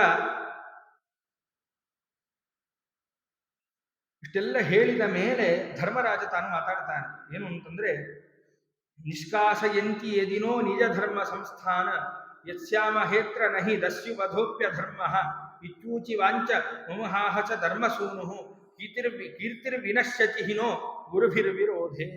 ಧರ್ಮರಾಜ ಹೇಳ್ತಕ್ಕಂಥವನಾಗ್ತದೆ. ಇನ್ನೂ ಹೇಳ್ತಾನೆ, ಸ್ವಧರ್ಮದಲ್ಲಿರುವ ನಮ್ಮನ್ನ ಅವರು ಏನು ಮಾಡ್ತಾ ಇದ್ದಾರೆ ಅಂತಂದ್ರೆ, ಸ್ವಧರ್ಮದಲ್ಲಿ ಇರ್ತಕ್ಕಂತಹ ನಮ್ಮನ್ನ ಅವರು ಕಳಿಸ್ತಾ ಇದ್ದಾರೆ ಅಂತಾದ್ರೆ ನಾವು ಇಲ್ಲಿಯೇ ಯುದ್ಧವನ್ನ ಮಾಡೋಣ. ಯಾಕೆಂದ್ರೆ ಕ್ಷತ್ರಿಯರ ಧರ್ಮ ಒಂದಿಂಥದ್ದು ಬೇಕು ಅನ್ನೋದಾದ್ರೆ ಯುದ್ಧ ಮಾಡಿ ಪಡಿಬಹುದು ಕ್ಷತ್ರಿಯರು, ಅದು ಕ್ಷತ್ರಿಯರ ಧರ್ಮ. ಆದ್ರಿಂದ ಭೀಮಸೇನ ದೇವರು ಒಂದು ಮಾತು ಹೇಳ್ತಾರೆ, ನಾವು ಸ್ವಧರ್ಮದಲ್ಲಿದ್ದೇವೆ, ನಾವು ಸ್ವಧರ್ಮದಲ್ಲಿದ್ದ ನಮ್ಮನ್ನ ಹೊರಗಡೆ ಕಳಿಸ್ಬೇಕು ಅಂತ ಇವರು ಉಪಾಯ ಮಾಡ್ತಾ ಇದ್ದಾರೆ. ಆದ್ರಿಂದ ಹೋಗೋದು ಬೇಡ ಅಣ್ಣ. ಭೀಮಸೇನ ದೇವರು ಹೇಳುವ ಮಾತು ಧರ್ಮರಾಜರಿಗೆ. ಅಷ್ಟೇ ಅಲ್ಲ, ಇವರು ಪೂರ್ಣ ಸಾಮ್ರಾಜ್ಯವನ್ನ ಕಬಳಿಸ್ಬೇಕು ಅಂತಿದ್ದಾರೆ, ನಮಗೇನೂ ಕೊಡದೇ ಇರಬೇಕು ಅನ್ನುವ ಸ್ಥಿತಿಯಲ್ಲಿದ್ದಾರೆ. ಹಾಗಾಗಿ ಒಂದು ಕೆಲಸ ಮಾಡೋಣ, ನಾವು ಇಲ್ಲೇ ಯುದ್ಧವನ್ನ ಆಚರಣೆ ಮಾಡೋಣ. ಅದು ಕ್ಷತ್ರಿಯನ ಧರ್ಮ. ಯಾರು ಕ್ಷತ್ರಿಯತನವನ್ನ ಬಿಟ್ಟುಕೊಡುವಂತೆ ತನ್ನನ್ನ ಪರಾಜಯ ಮಾಡಲಿಕ್ಕೆ ಯಾರು ಪ್ರಯತ್ನ ಮಾಡ್ತಾರೋ, ಏನೇ ಸ್ಥಿತಿ ಇದ್ರೂ ಕೂಡ ಯುದ್ಧ ಮಾಡಿ ಜಯ ಗಳಿಸಬಹುದು, ಕ್ಷತ್ರಿಯರ ಧರ್ಮ. ಭೀಮಸೇನ ದೇವರು ಅದನ್ನೇ ಅಣ್ಣನಿಗೆ ಹೇಳ್ತಾ ಇದ್ದಾರೆ. ಅದರಿಂದ ಯುದ್ಧ ಮಾಡೋಣ. ಯುದ್ಧವನ್ನ ಮಾಡಿ ದುಷ್ಟರನ್ನ ವಧಿಸಲೇಬೇಕಲ್ವಾ? ಇವರೇನಿದ್ದಾರಲ್ಲ ಇವರೆಲ್ಲರೂ ದುಷ್ಟರು. ಸುಮ್ಮನೆ ಯುದ್ಧ ಮಾಡಿಬಿಡೋದಾ? ಸುಮ್ಮನೆ ಒಂದು ಸಾಮ್ರಾಜ್ಯ ಕೊಡದೆ ಕಳಿಸ್ತಾ ಇದ್ದಾರೆ ಎನ್ನುವ ಮಾತ್ರಕ್ಕೆ ಯುದ್ಧವನ್ನು ಮಾಡಿಬಿಡೋದಾ? ಇಲ್ಲ. ಒಂದು ಗಮನಿಸಬೇಕು ನಾವಿಲ್ಲಿ, ಏನು ಅಂದರೆ, ಅವರು ದುಷ್ಟರು ಯಾಕೆ ಅಂತ. ಅವರು ದುಷ್ಟರಾಗಿರ್ಲಿಲ್ಲ ಅಂತಾದ್ರೆ ಇವರನ್ನ ಬಿಟ್ಟು ಕೊಡ್ತಾ ಇರಲಿಲ್ಲ. ಧರ್ಮರಾಜ, ಭೀಮಸೇನ ಮುಂತಾದವರನ್ನ ಎಂದು ಬಿಟ್ಟು ಕೊಡ್ತಾ ಇರಲಿಲ್ಲ ದುರ್ಯೋಧನ. ಅವನಿಗೇನು ಕುಬುದ್ಧಿ ಏನಿದೆ ಒಳಗಡೆ ಮುಂದೆ ಗೊತ್ತಾಗುತ್ತೆ. ಬಾಲಲೀಲೆ ಏನ್ ನೋಡ್ತೇವೆ ಭೀಮಸೇನ ದೇವರ ಬಾಲ್ಯದಲ್ಲೇ ಏನು ಬಲ ಇತ್ತು ಭೀಮಸೇನ ದೇವರಿಗೆ ಅಂತ ನೋಡಬೇಕಾದ್ರೆ ಈ ದುರ್ಯೋಧನಾದಿಗಳ ಕುಬುದ್ಧಿ ಹೇಗಿತ್ತು ಅನ್ನೋದನ್ನು ತಿಳಿಸಿಕೊಡ್ತಾರೆ ನಿರ್ಣಯದಲ್ಲಿ. ಮಹಾಭಾರತದಲ್ಲೂ ಆ ವಿಷಯವನ್ನು ಹೇಳಿದ್ದನ್ನ ಆಚಾರ್ಯರು ಇಲ್ಲಿ ತಿಳಿಸಿಕೊಡ್ತಾರೆ. ಅಂದ್ರೆ ಅಷ್ಟು ಕುಬುದ್ಧಿ ಇದೆ ಅವರಿಗೆ. ದುಷ್ಟರನ್ನ ಸಂಹಾರ ಮಾಡಿ ಸಜ್ಜನರ ರಕ್ಷಣೆಗೋಸ್ಕರ ಸಾಮ್ರಾಜ್ಯವನ್ನ ಸ್ವೀಕಾರ ಮಾಡುವುದು ಅನ್ನೋದು ಧರ್ಮ. ಹೌದಲ್ನ? ಧರ್ಮ. ಆದ್ರಿಂದ ಇವರೆಲ್ಲರೂ ದುಷ್ಟರೇ. ಅದರಿಂದ ದುಷ್ಟರಾದ ಇವರನ್ನ ನಾವು ಸಂಹಾರ ಮಾಡಿ ಈ ಸಾಮ್ರಾಜ್ಯವನ್ನು ಸ್ವೀಕಾರ ಮಾಡೋಣ. ಭೀಮಸೇನ ದೇವರು ಹೇಳಿದಂತಹ ಮಾತು. ಹೀಗೆ ಭೀಮಸೇನ ದೇವರು ಹೇಳಿದ ತಕ್ಷಣ ಧರ್ಮರಾಜ ಅನ್ನಂತೆ, ನೋಡಪ್ಪ, ಕೀರ್ತಿರ್ ವಿನಶ್ಯತಿ ಹಿನೋ ಗುರುಭಿರ್ವಿರೋಧೇ. ಗುರುಗಳ ವಿರೋಧ ನಾವು ಮಾಡಿದೀವಿ ಅಂತಂದ್ರೆ ನಮ್ಮ ಕೀರ್ತಿ ನಾಶವಾಗ್ತದಪ್ಪ. ಧರ್ಮರಾಜ ಹೇಳಿದಂತಹ ಮಾತು. ಯಾಕೆ ಅಂತಂದ್ರೆ ಗುರು ಹಿರಿಯರು ಅಂತ ಯಾರಿದ್ದಾರೋ ಅವರ ವಿರೋಧ ನಮಗೆ ಎಲ್ಲದಕ್ಕೂ ಕೂಡ ಕೆಟ್ಟದಾಗ್ತಕ್ಕಂಥದ್ದಾಗುತ್ತೆ, ನಮ್ಮ ಕೀರ್ತಿ ನಾಶವಾಗುತ್ತೆ. ಆದ್ರಿಂದ ಇಲ್ಲಿ ಹೇಳ್ತಾ ಇರೋದು ದೊಡ್ಡಪ್ಪ ಅಂದ್ರೆ ನಮಗೆ ದೊಡ್ಡವನವನು, ಅಧಿಷ್ಠಾನ. ಅದರಿಂದ ಅವರ ಮಾತನ್ನ ನಾವು ಮೀರ್ತಕ್ಕಂಥವರಾಗಬಾರದು. ಅದರಿಂದ ನಮಗೆ ಹಾನಿ ಆಗುತ್ತೆ. ಅದರಿಂದ ಗುರುಗಳ ವಿರೋಧ ಅನ್ನೋದು ಒಳ್ಳೆಯದಲ್ಲ. ಎಂದಿದ್ರೂ ನಾವು ಗುರುಗಳನ್ನ ಅನುಸರಿಸಬೇಕು. ರಾಮ ಮಾಡಿ ತೋರಿಸಲಿಲ್ಲ. ಧರ್ಮರಾಜ ಹೇಳಿದ್ದು ಸರಿನೇ, ಭೀಮಸೇನ ದೇವರು ಹೇಳಿದ್ದು ಸರಿನೇ. ಅದಕ್ಕೆ ಕಾರಣ ಕೊಡ್ತಾರೆ. ವಾದಿರಾಜರು ಕೂಡ ತಮ್ಮ ವ್ಯಾಖ್ಯಾನದಲ್ಲಿ ಇದನ್ನು ತಿಳಿಸಿಕೊಡ್ತಾರೆ. ಯಾಕೆ ಧರ್ಮರಾಜನನ್ನ ಅಣ್ಣನಾಗಿ ಹುಟ್ಟಿಸಿದ ಪರಮಾತ್ಮ ಅಂತ, ಅದಕ್ಕೂ ಕಾರಣವನ್ನು ಕೊಡ್ತಾರೆ. ಹೀಗೆ ಯಾವಾಗಲೂ ಕೂಡ ಗುರುಗಳನ್ನ ಅನುಸರಿಸಬೇಕೇ ಹೊರತು ಅವರು ವಿರೋಧವನ್ನು ಮಾಡಿಕೊಳ್ಬಾರದು ಅಂತ ಹೀಗೆ ಧರ್ಮರಾಜ ತಾನು ಭೀಮಸೇನ ದೇವರಿಗೆ ಹೇಳ್ತಕ್ಕಂಥವನಾಗ್ತಾನೆ. ಇದೇ ವಾದಿರಾಜರು ಹೇಳ್ತಾರಲ್ಲ, ಗುರು ಹಿರಿಯರನ್ನ ನಾವು ಯಾಕೆ ಅನುಸರಿಸಬೇಕು ಅಂತ ಒಂದು ದೇವರ ನಾಮದಲ್ಲೇ ಹೇಳ್ತಾರೆ. ಗುರು ಹಿರಿಯರನು ಸರಿಸಿ ಹರಿಯ ಮನದೊಳಗಿರಿಸಿ ಪರಗತಿಯ ಬೇಗ ಸಾಧಿಸಿರೋ. ಗುರು ಹಿರಿಯರನುಸರಿಸಿ, ಗುರು ಹಿರಿಯರನುಸರಿಸಿ ಹರಿಯ ಮನದೊಳಗಿರಿಸಿ ಪರಗತಿಯ ಬೇಗ ಸಾಧಿಸಿರೋ. ರಾಜರು ಹೇಳಿದಂತಹ ಸಂದೇಶ. ಅದಕ್ಕೋಸ್ಕರ ಎಂದು ನಾವು ಗುರು ಹಿರಿಯರನ್ನು ಬಿಡಬಾರದು, ಅವರ ವಿರೋಧವನ್ನು ಮಾಡಬಾರದು, ಮತ್ತೆ ಅವರನ್ನ ಎಂದು ನಾವು ಅನುಸರಿಸೋದನ್ನು ಬಿಡಬಾರದು. ಅವರನ್ನ ಪರಮಾತ್ಮನನ್ನ ಮನಸ್ಸಲ್ಲಿ ಇಟ್ಕೊಳ್ಬೇಕು, ಗುರುಗಳನ್ನ ಅನುಸರಿಸಬೇಕು, ಆ ಮೋಕ್ಷವನ್ನು ಪಡಿತಕ್ಕಂಥವರಾಗಬೇಕು. ಇಷ್ಟೆಲ್ಲ ಇಲ್ಲಿ ಹೇಳಿದ ಮಾತುಗಳನ್ನೇ ಅಲ್ಲಿ ಅನುವಾದ ಮಾಡಿದ್ದಾರೆ. ಅದರಿಂದ ಎಂದು ಗುರುಗಳ ದೊಡ್ಡವರ ವಿರೋಧ ಅನ್ನೋದು ನಮಗೆ ಒಳ್ಳೇದಲ್ಲ, ಕೀರ್ತಿಗೆ ನಾಶವಾಗ್ತಕ್ಕಂಥದ್ದಾಗುತ್ತೆ. ಹಾಗಾದ್ರೆ ಇಲ್ಲೊಂದು ಪ್ರಶ್ನೆ, ಅಷ್ಟು ಜ್ಞಾನ ಭೀಮಸೇನ ದೇವರಿಗಿಲ್ವಾ? ಇಲ್ಲೇ ಹೇಳಿದ್ರಿ ಭೀ ಅಂತಂದ್ರೆ ಭೃತಾಮ ಜ್ಞಾನ, ಯಾರಿಂದಲ್ಲ ಅವನು ಭೀಮ ಅಂತ ಇಷ್ಟೆಲ್ಲ ನಾವು ವರ್ಣನೆ ಮಾಡಿದ್ವಲ್ಲ, ಈ ಜ್ಞಾನ ಭೀಮಸೇನ ದೇವರಿಗಿಲ್ವಾ ಅಂತ. ಅದಕ್ಕೆ ಮುಂದೆ ಉತ್ತರ ಕೊಡ್ತಾರೆ, ಯಾಕೆ ಭೀಮಸೇನ ದೇವರು ಇದನ್ನು ಹೇಳಿದ್ರು ಅಂತ. ಇಷ್ಟು ಕೂಡ ಧರ್ಮದ ಚ್ಯುತಿಯನ್ನು ಮಾಡಿದವರಲ್ಲ ಭೀಮಸೇನ ದೇವರು, ಅದನ್ನು ವರ್ಣನೆ ಮಾಡ್ತಾರೆ. ಆದ್ರಿಂದ ಅವರ ವಿರೋಧ ಬೇಡ ಅಂತ ಧರ್ಮರಾಜ ಹೇಳಿದಂತೆ. ಇತ್ಯುಕ್ತ ವಾಕ್ಯ ಮುಗ್ರಜ ಮನ್ವಗಾತ್ಸ ಭೀಮ ಪ್ರದರ್ಶ್ಯ ನಿಜ ಧರ್ಮ ಮಥಾನುವೃತ್ತಿ ದೋಷೋ ಭವೇದ ಉಭಯತೋ ಯತ ಏವ ತೇನ ವಾಚ್ಯ ಸ್ವಧರ್ಮ ಉತನ ಸ್ಥಿತಿರತ್ರ ಕಾರ್ಯ. ಆಚಾರ್ಯ ನಮಗೆ ನಿರ್ಣಯಿಸಿಕೊಡ್ತಾರೆ ಈ ಸಂದರ್ಭದಲ್ಲಿ. ಏನು ಅಂತಂದ್ರೆ, ಹೀಗೆ ಯಾವಾಗ ಧರ್ಮರಾಜ ತಾನು ನುಡಿತಕ್ಕಂಥವನಾದ್ನೋ, ಈ ನುಡಿದದ್ದನ್ನು ಕೇಳಿದ ತಕ್ಷಣ ಅನ್ವಗಾತ್ಸ, ಅದನ್ನು ನಾನು ಅನುಸರಿಸ್ತೇನೆ ನೀ ಹೇಳಿದ್ದು ಅಂತ ಹೇಳಿ ಭೀಮಸೇನ ದೇವರು ಅಣ್ಣ ಹೇಳಿದ ಮಾತನ್ನ ತತ್ಕ್ಷಣದಲ್ಲಿ ಸ್ವೀಕಾರ ಮಾಡಿದರಂತೆ. ಅಣ್ಣ ನೀ ಹೇಳ್ತಾ ಇದ್ದೀಯಲ್ಲ, ದೊಡ್ಡವರನ್ನ ವಿರೋಧ ಮಾಡೋದು ಒಳ್ಳೇದಲ್ಲ ಅಂತ ಹೇಳ್ತಾ ಇದ್ದೆ, ಆಯ್ತು ನಾನು ಅಂಗೀಕಾರ ಮಾಡ್ತೇನೆ, ಹೊರಡೋಣ.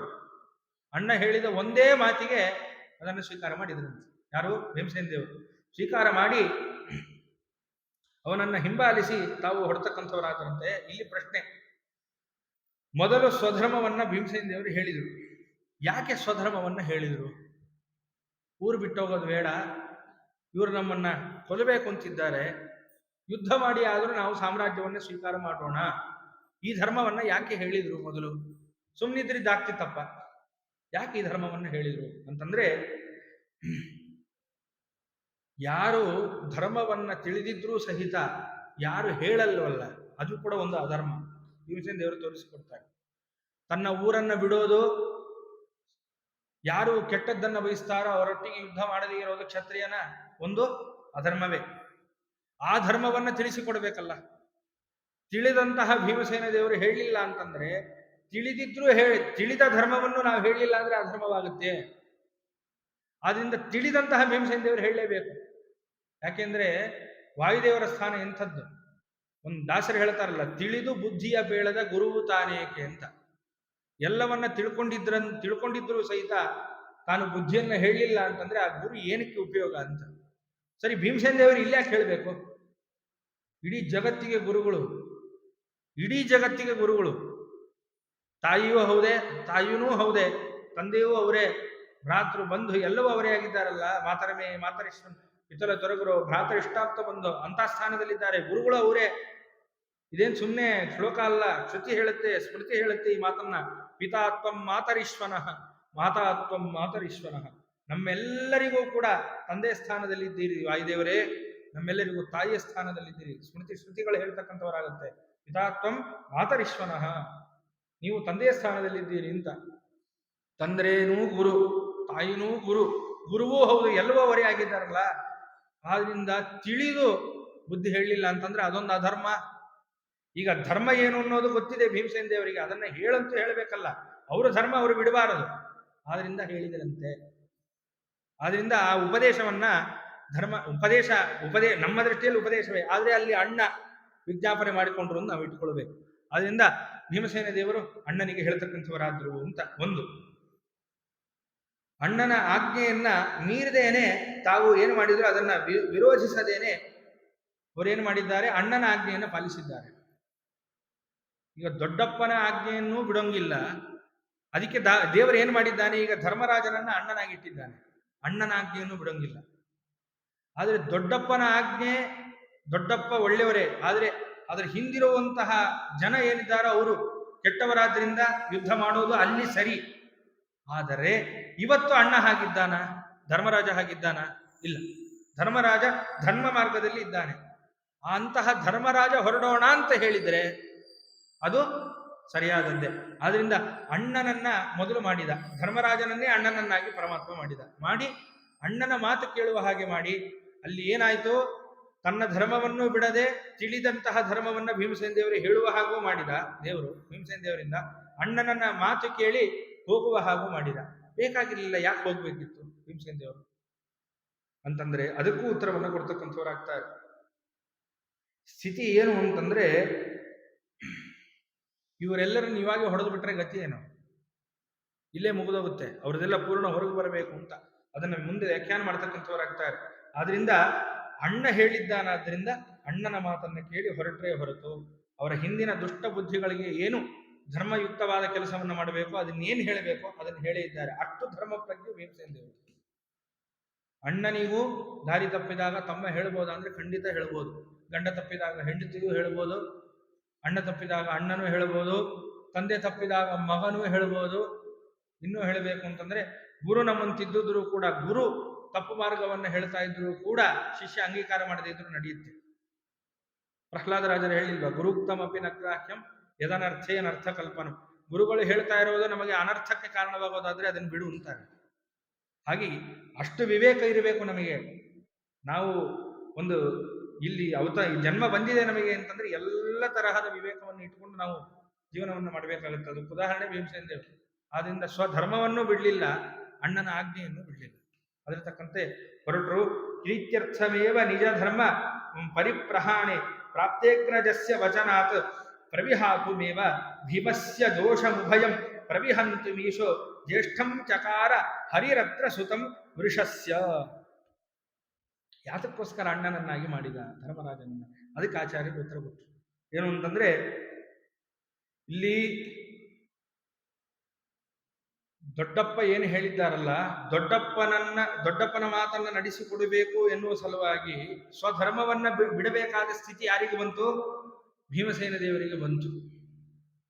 ದೊಡ್ಡಪ್ಪನಿಗೆ ಗೊತ್ತಿಲ್ಲ ದುಷ್ಟಬುದ್ಧಿ ಇದೆ ಇಲ್ಲಿ ಅಂತ, ಆದ್ರೆ ದೊಡ್ಡಪ್ಪ ಅಧಿಷ್ಠಾನ ದೊಡ್ಡಪ್ಪ ಹೇಳಿದ್ದಾರೆ. ಈಗ ದೊಡ್ಡಪ್ಪನ ಮಾತು ಮೀರಿ ಬಿಡೋದು ಹಾಗಾದ್ರೆ ಭೀಮಸೇನ ದೇವರು? ಆದ್ರೆ ದೊಡ್ಡಪ್ಪನ ಮಾತನ್ನ ಮೀರಬೇಕಾದ ಪರಿಸ್ಥಿತಿಯು ಬಂದಿತ್ತು. ಅದು ಸ್ವಧರ್ಮವೇ. ಅಂದ್ರೆ ದೊಡ್ಡಪ್ಪನ ಮಾತು ಮೀರೋದು ಕೂಡ ಸ್ವಧರ್ಮಕ್ಕೆ ವಿರುದ್ಧವಾದ್ದು. ಅವ್ರ ಮಾತನ್ನು ಈಗ ಕೇಳಬೇಕು. ಅವ್ರ ಮಾತನ್ನು ಕೇಳೋದಾದ್ರೆ ದುಷ್ಟರನ್ನು ಬಿಟ್ಟಂಗಾಗತ್ತೆ. ಈಗ ಏನು ಮಾಡೋದು ಅಂತ ನೋಡಿದಾಗ ಅಣ್ಣನ ಮಾತಿನಿಂದಾಗಿ ಬಿಡಬೇಕಾಗಿ ಬಂತು. ಅಂದ್ರೆ ಇಲ್ಲೇನು ಮಾಡಿದ, ಅಣ್ಣನ ಆಜ್ಞೆಯನ್ನು ದೇವರು ಮಾಡಿಸಿದ, ದೊಡ್ಡಪ್ಪನ ಆಜ್ಞೆಯನ್ನು ನಡೆಸುವಂತೆ ಮಾಡಿಸಿದ. ಸ್ವಧರ್ಮದಲ್ಲಿ ಭೀಮಸೇನ ದೇವರು ಉಳಿದರು. ಆ ರೀತಿಯಾದಂತಹ ಸ್ಥಿತಿ ಎಂದೂ ಕೂಡ ವ್ಯತ್ಯಾಸವಾದ ಸ್ಥಿತಿ ಭೀಮಸೇನ ದೇವರಿಗೆ ಎಂದೂ ಬರಬಾರದು ಅಂತ ಏನು ಮಾಡಿದ, ಹೀಗೆ ಎರಡೂ ಅಧರ್ಮವನ್ನು ಭೀಮಸೇನ ದೇವರು ಪರಿಸಿಕೊಂಡ್ರು. ಒಂದು ಅಧರ್ಮ ಏನು, ದೊಡ್ಡಪ್ಪನ ಆಜ್ಞೆಯಂತೆ ಸ್ವಧರ್ಮವನ್ನ ಬಿಡಬೇಕಾಗಿ ಬಂತು. ಅವರನ್ನೆಲ್ಲ ಹೊಡೆಯೋದು ಬಿಡಬೇಕಾಗಿ ಬಂತು, ಅವರನ್ನು ಕೊಲ್ಲಬೇಕಾಗಿತ್ತು, ಅದನ್ನು ಬಿಡಬೇಕಾಗಿ ಬಂತು ಒಂದು. ಮತ್ತೆ ಅಲ್ಲಿ ಧರ್ಮವನ್ನು ಬಿಟ್ರಲ್ಲ, ಅಧರ್ಮವಾಯ್ತಲ್ಲ ಅಂತ ಒಂದು ರೀತಿಯ ಪ್ರಶ್ನೆ. ಇನ್ನೊಂದು ಪ್ರಶ್ನೆ ಏನು ಅಂತಂದ್ರೆ, ಅಣ್ಣನ ಮಾತನ್ನ ಮೀರುವ ಸ್ಥಿತಿ ಬಂತಲ್ಲ, ಇಲ್ಲ ಅಣ್ಣನ ಮಾತನ್ನು ಅಲ್ಲಿ ಮೀರಲಿಲ್ಲ. ಎರಡು ರೀತಿಯಾದಂತಹ ಅಧರ್ಮವು ಭೀಮಸೇನ ದೇವರಿಂದ ನಡೀಲಿಲ್ಲ. ಅದಕ್ಕೋಸ್ಕರ ದೇವರು ಏನು ಮಾಡಿದ್ದಾನೆ, ಇದನ್ನ ಪರಿಹರಿಸಬೇಕು ಎನ್ನುವ ದೃಷ್ಟಿಯಿಂದಲೇ ಪರಮಾತ್ಮ ಧರ್ಮರಾಜನನ್ನ ಅಣ್ಣನನ್ನಾಗಿ ಮಾಡಿ ತಾನು ಹುಟ್ಟಿಸಿದ. ಈ ರೀತಿಯಾದಂತಹ ಭೀಮಸೇನ ದೇವರ ಧರ್ಮಕ್ಕೆ ಚ್ಯುತಿ ಬರದಂತೆ ಅವ್ರು ಇರೋದಿರಲಿ, ದೇವರೇ ಆ ರೀತಿಯಾಗಿ ನೋಡ್ಕೊಳ್ತಾನೆ ಭೀಮಸೇನ ದೇವರನ್ನ ಅಂತ. ಹಾಗೆ ಅದಕ್ಕೋಸ್ಕರ ಧರ್ಮರಾಜನನ್ನ ಅಣ್ಣನನ್ನಾಗಿ ಹುಟ್ಟಿಸಿದ ಪರಮಾತ್ಮ ಅಂತ ಆ ಒಂದು ಧರ್ಮ ರಕ್ಷಣೆಗೋಸ್ಕರ ಅಲ್ಲೂ ಧರ್ಮವನ್ನು ಬಿಟ್ಟಿಲ್ಲ ಭೀಮಸೇನ ದೇವರು. ಯಾವ ಕಾಲದಲ್ಲೂ ಕೂಡ ಇಷ್ಟು ಧರ್ಮವನ್ನು ಬಿಟ್ಟಿಲ್ಲ ಅನ್ನೋದು ಎಷ್ಟು ಸ್ಪಷ್ಟವಾಗಿ ಗೊತ್ತಾಗುತ್ತೆ. ಆ ಧರ್ಮ ರಕ್ಷಣೆಗೆ ಪರಮಾತ್ಮನ ಅನುಗ್ರಹ ಎಷ್ಟಿತ್ತು ಅನ್ನೋದು ಕೂಡ ನಮಗೆ ಈ ಶ್ಲೋಕದಿಂದ ಗೊತ್ತಾಗುತ್ತೆ. ಅವರ ಧರ್ಮ ಪ್ರಜ್ಞೆಯೂ ಕೂಡ ಭೀಮಸೇನ ದೇವರಲ್ಲಿ ಹೇಗಿತ್ತು ಅನ್ನೋದು ನಮಗೆ ಗೊತ್ತಾಗ್ತದೆ. ಮುಂದೆ ಸರಿ, ಅಣ್ಣನ ಮಾತು ಮೀರಿ ಇನ್ನೊಂದು ಧರ್ಮ ಇದೆಯಲ್ಲ, ದುಷ್ಟರನ್ನು ಕೊಲ್ಲುವುದು ಅಂತ, ಆ ಧರ್ಮವನ್ನೇ ಆಚರಣೆ ಮಾಡ್ಬೋದಿತ್ತಲ್ಲ ಭೀಮಸೇನ ದೇವರು. ಈಗ ಹೇಗೆ ಒಂದು ಸ್ಥಿತಿ ಕೊಡುತ್ತೆ ನಮ್ಮ ಜೀವನದಲ್ಲಿ ಅಂತಂದ್ರೆ, ಮೂರು ಸ್ಥಿತಿ ಬಂದು ಕೂತ್ಕೊಂಡ್ಬಿಟ್ರೆ ಮೂರು ಆಕ್ಚುಲಿ ಧರ್ಮವೇ.